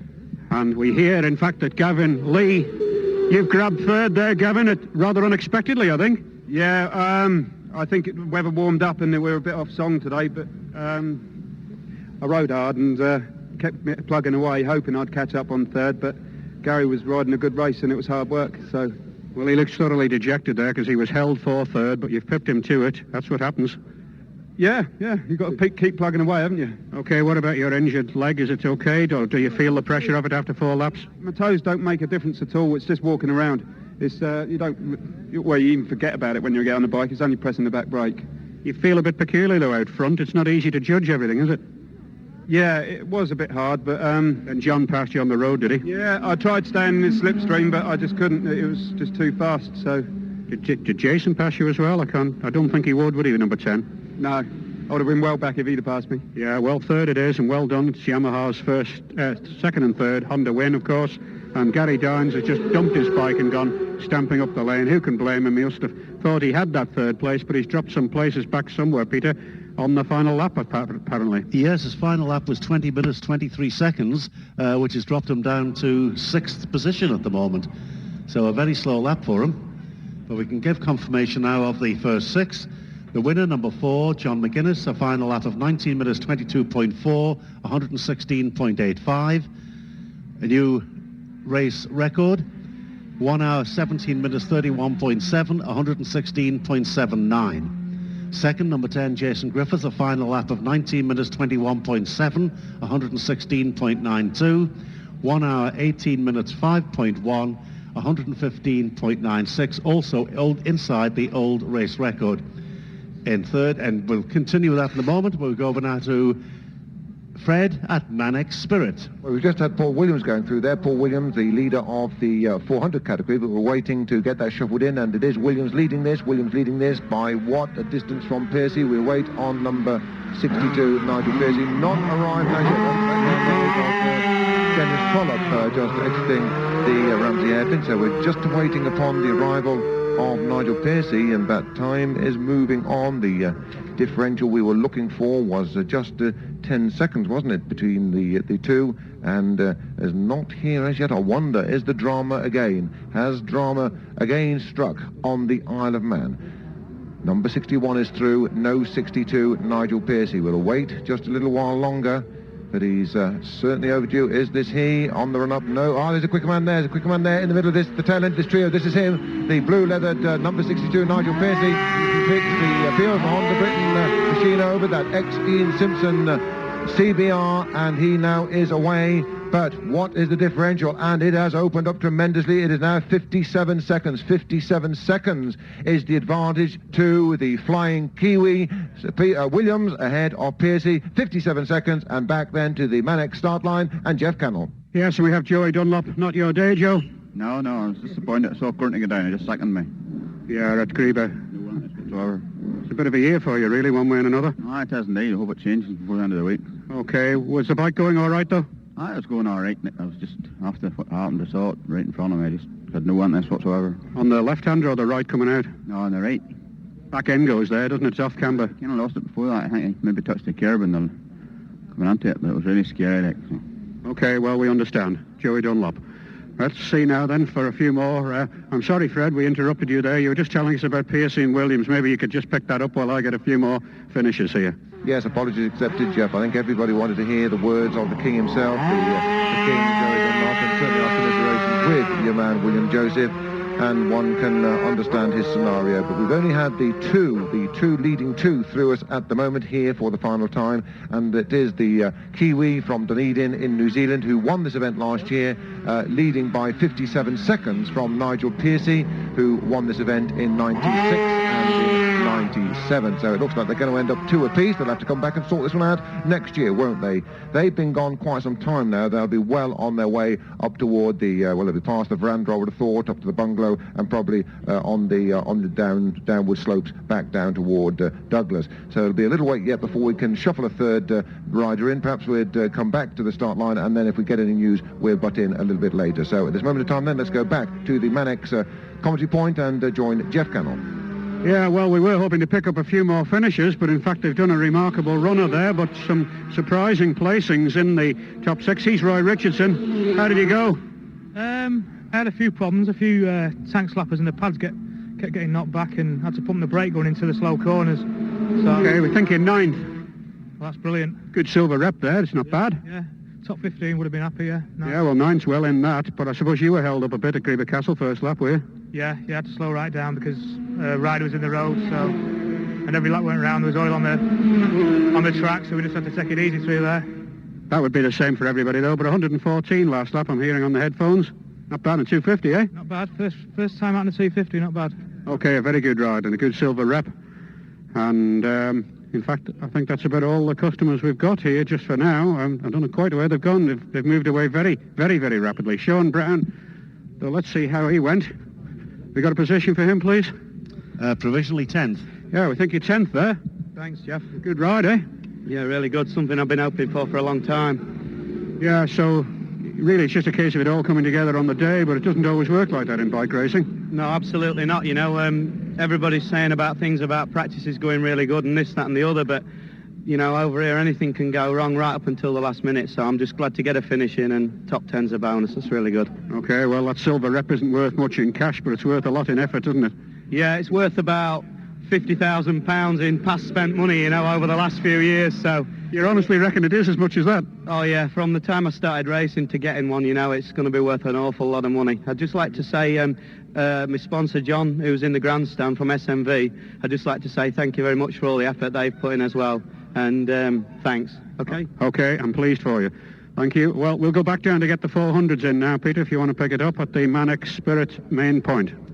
Right, thank you very much indeed, Jeff. We were going through the first three, or the first 50 leaderboard. In third place, number one is confirmed as Gavin Lee, and he had a lap time of 19 minutes 24.7, 116.62. 1 hour 18 minutes 27.6, 115.41.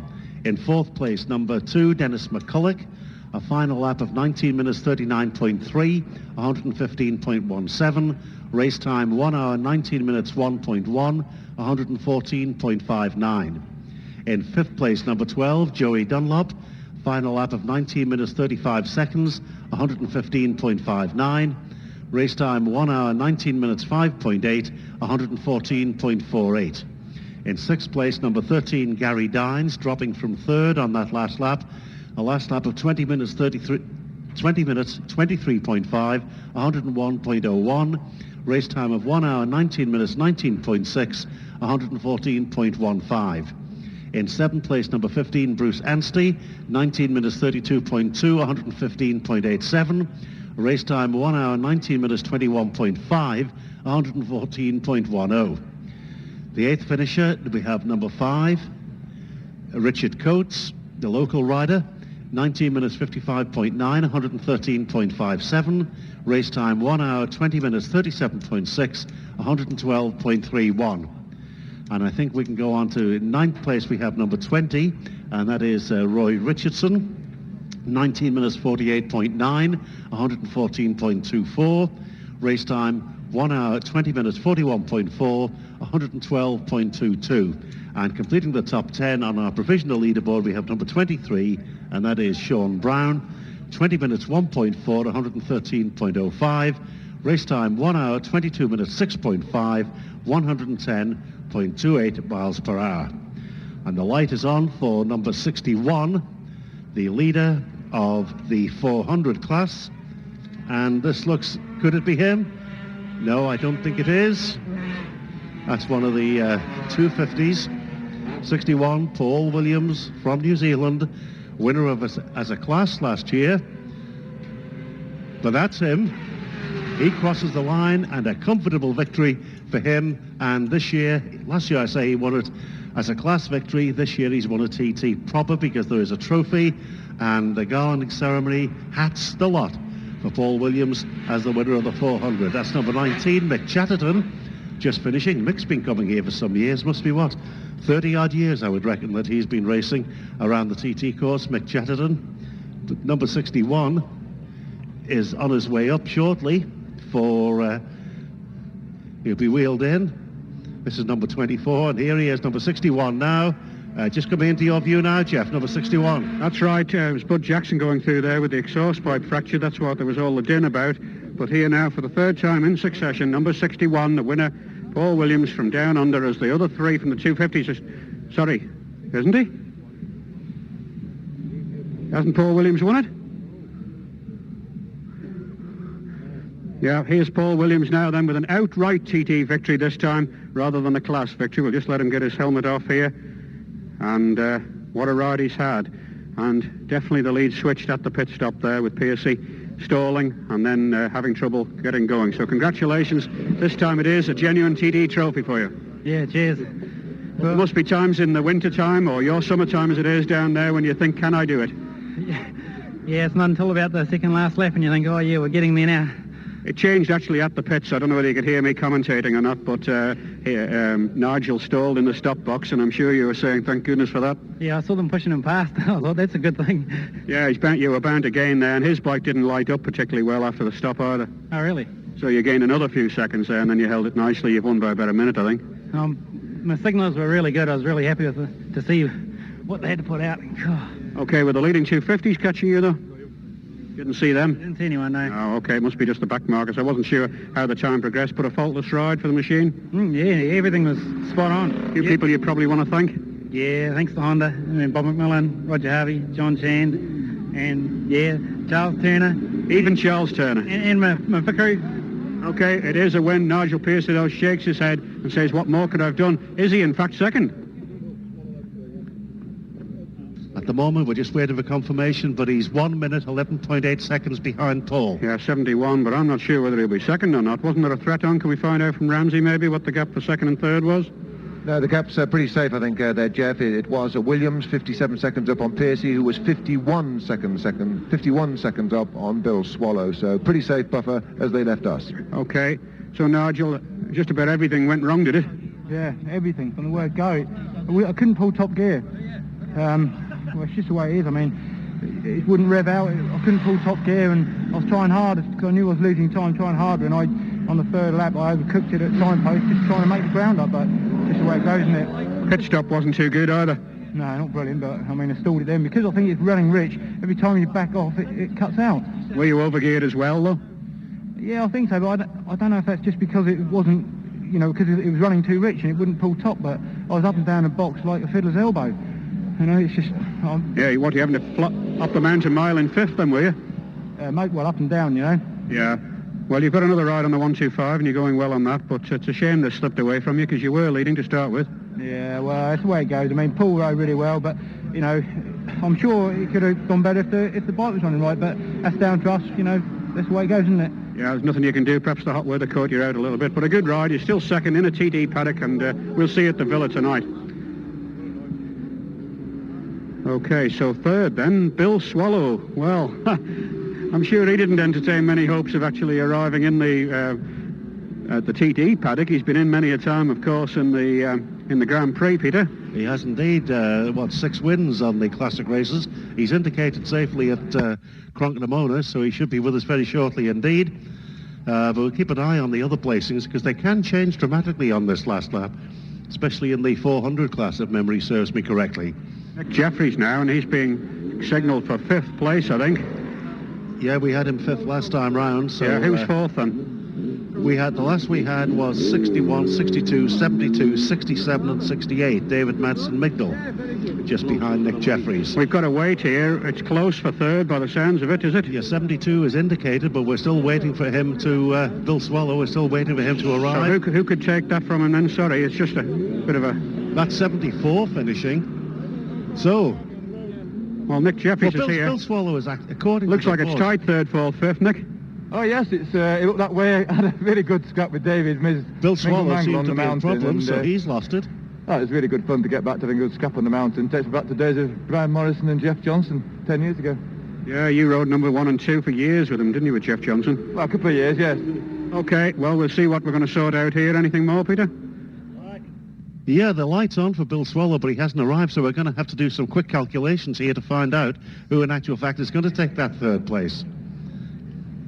Which we will do as quickly as we can, Jeffrey. Nick Jeffries is certainly hoping it's him, but he's 74 now, and he's being given the stop notice as well, Jeff McMullen. Well, I can tell you that on our computer, 67 is ahead. In fact, no. Would you believe this? I'll try. When I hear it. Number 67 and number 74 have a time of 1 hour, 25 minutes, 34.7 each. You have both dead heated to a tenth of a second. Who is? For third place. Jeff McMullen for third. It is a dead heat. Jeff McMullen and Nick Jeffries. Nick, what we're doing actually is the most cleans. Oh, well, I might have me on that one. Jeff McMullen and Nick Jeffries here. Well, that's rare, isn't it? I don't know whether it's the older bike that takes it, the older rider, or the most number of dabs or cleans or what. I think we'll call it a heat, eh? That's the older bike, Jeff, and mine's the older rider. I think we'll call it a draw here. So, what an amazing situation then. You must have gone well on the last lap.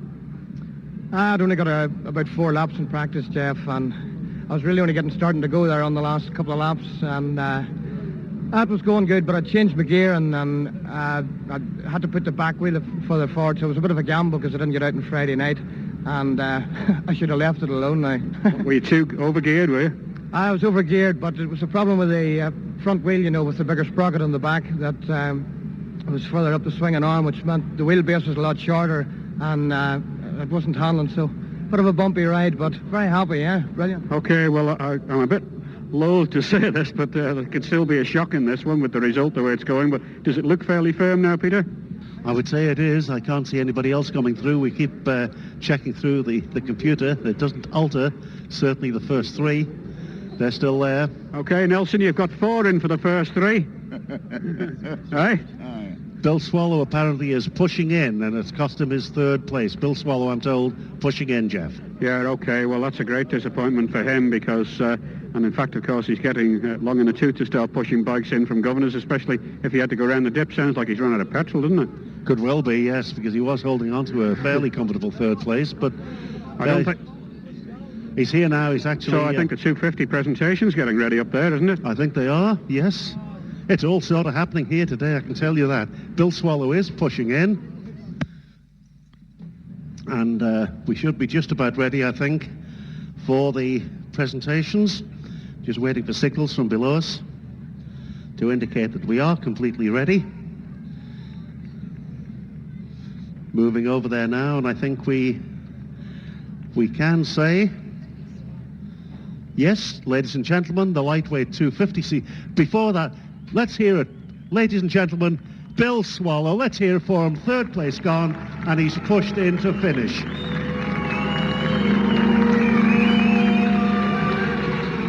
So now we are ready for the presentations for the lightweight 250 race. Let's hear it for the first 3 with the fanfare.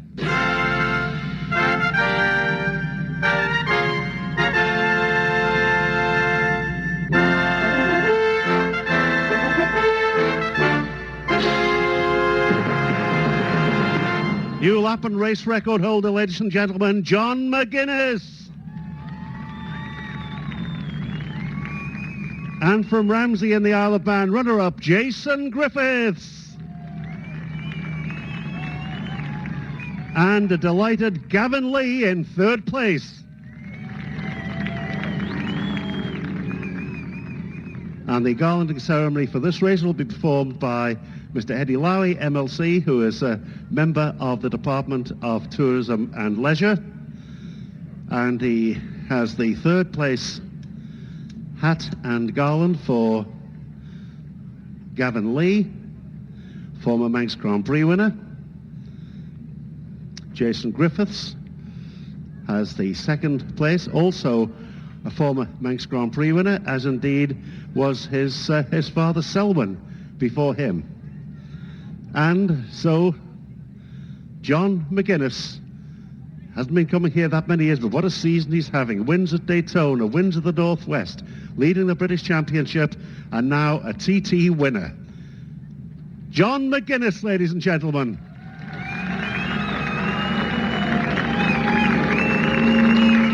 And now, the national anthem.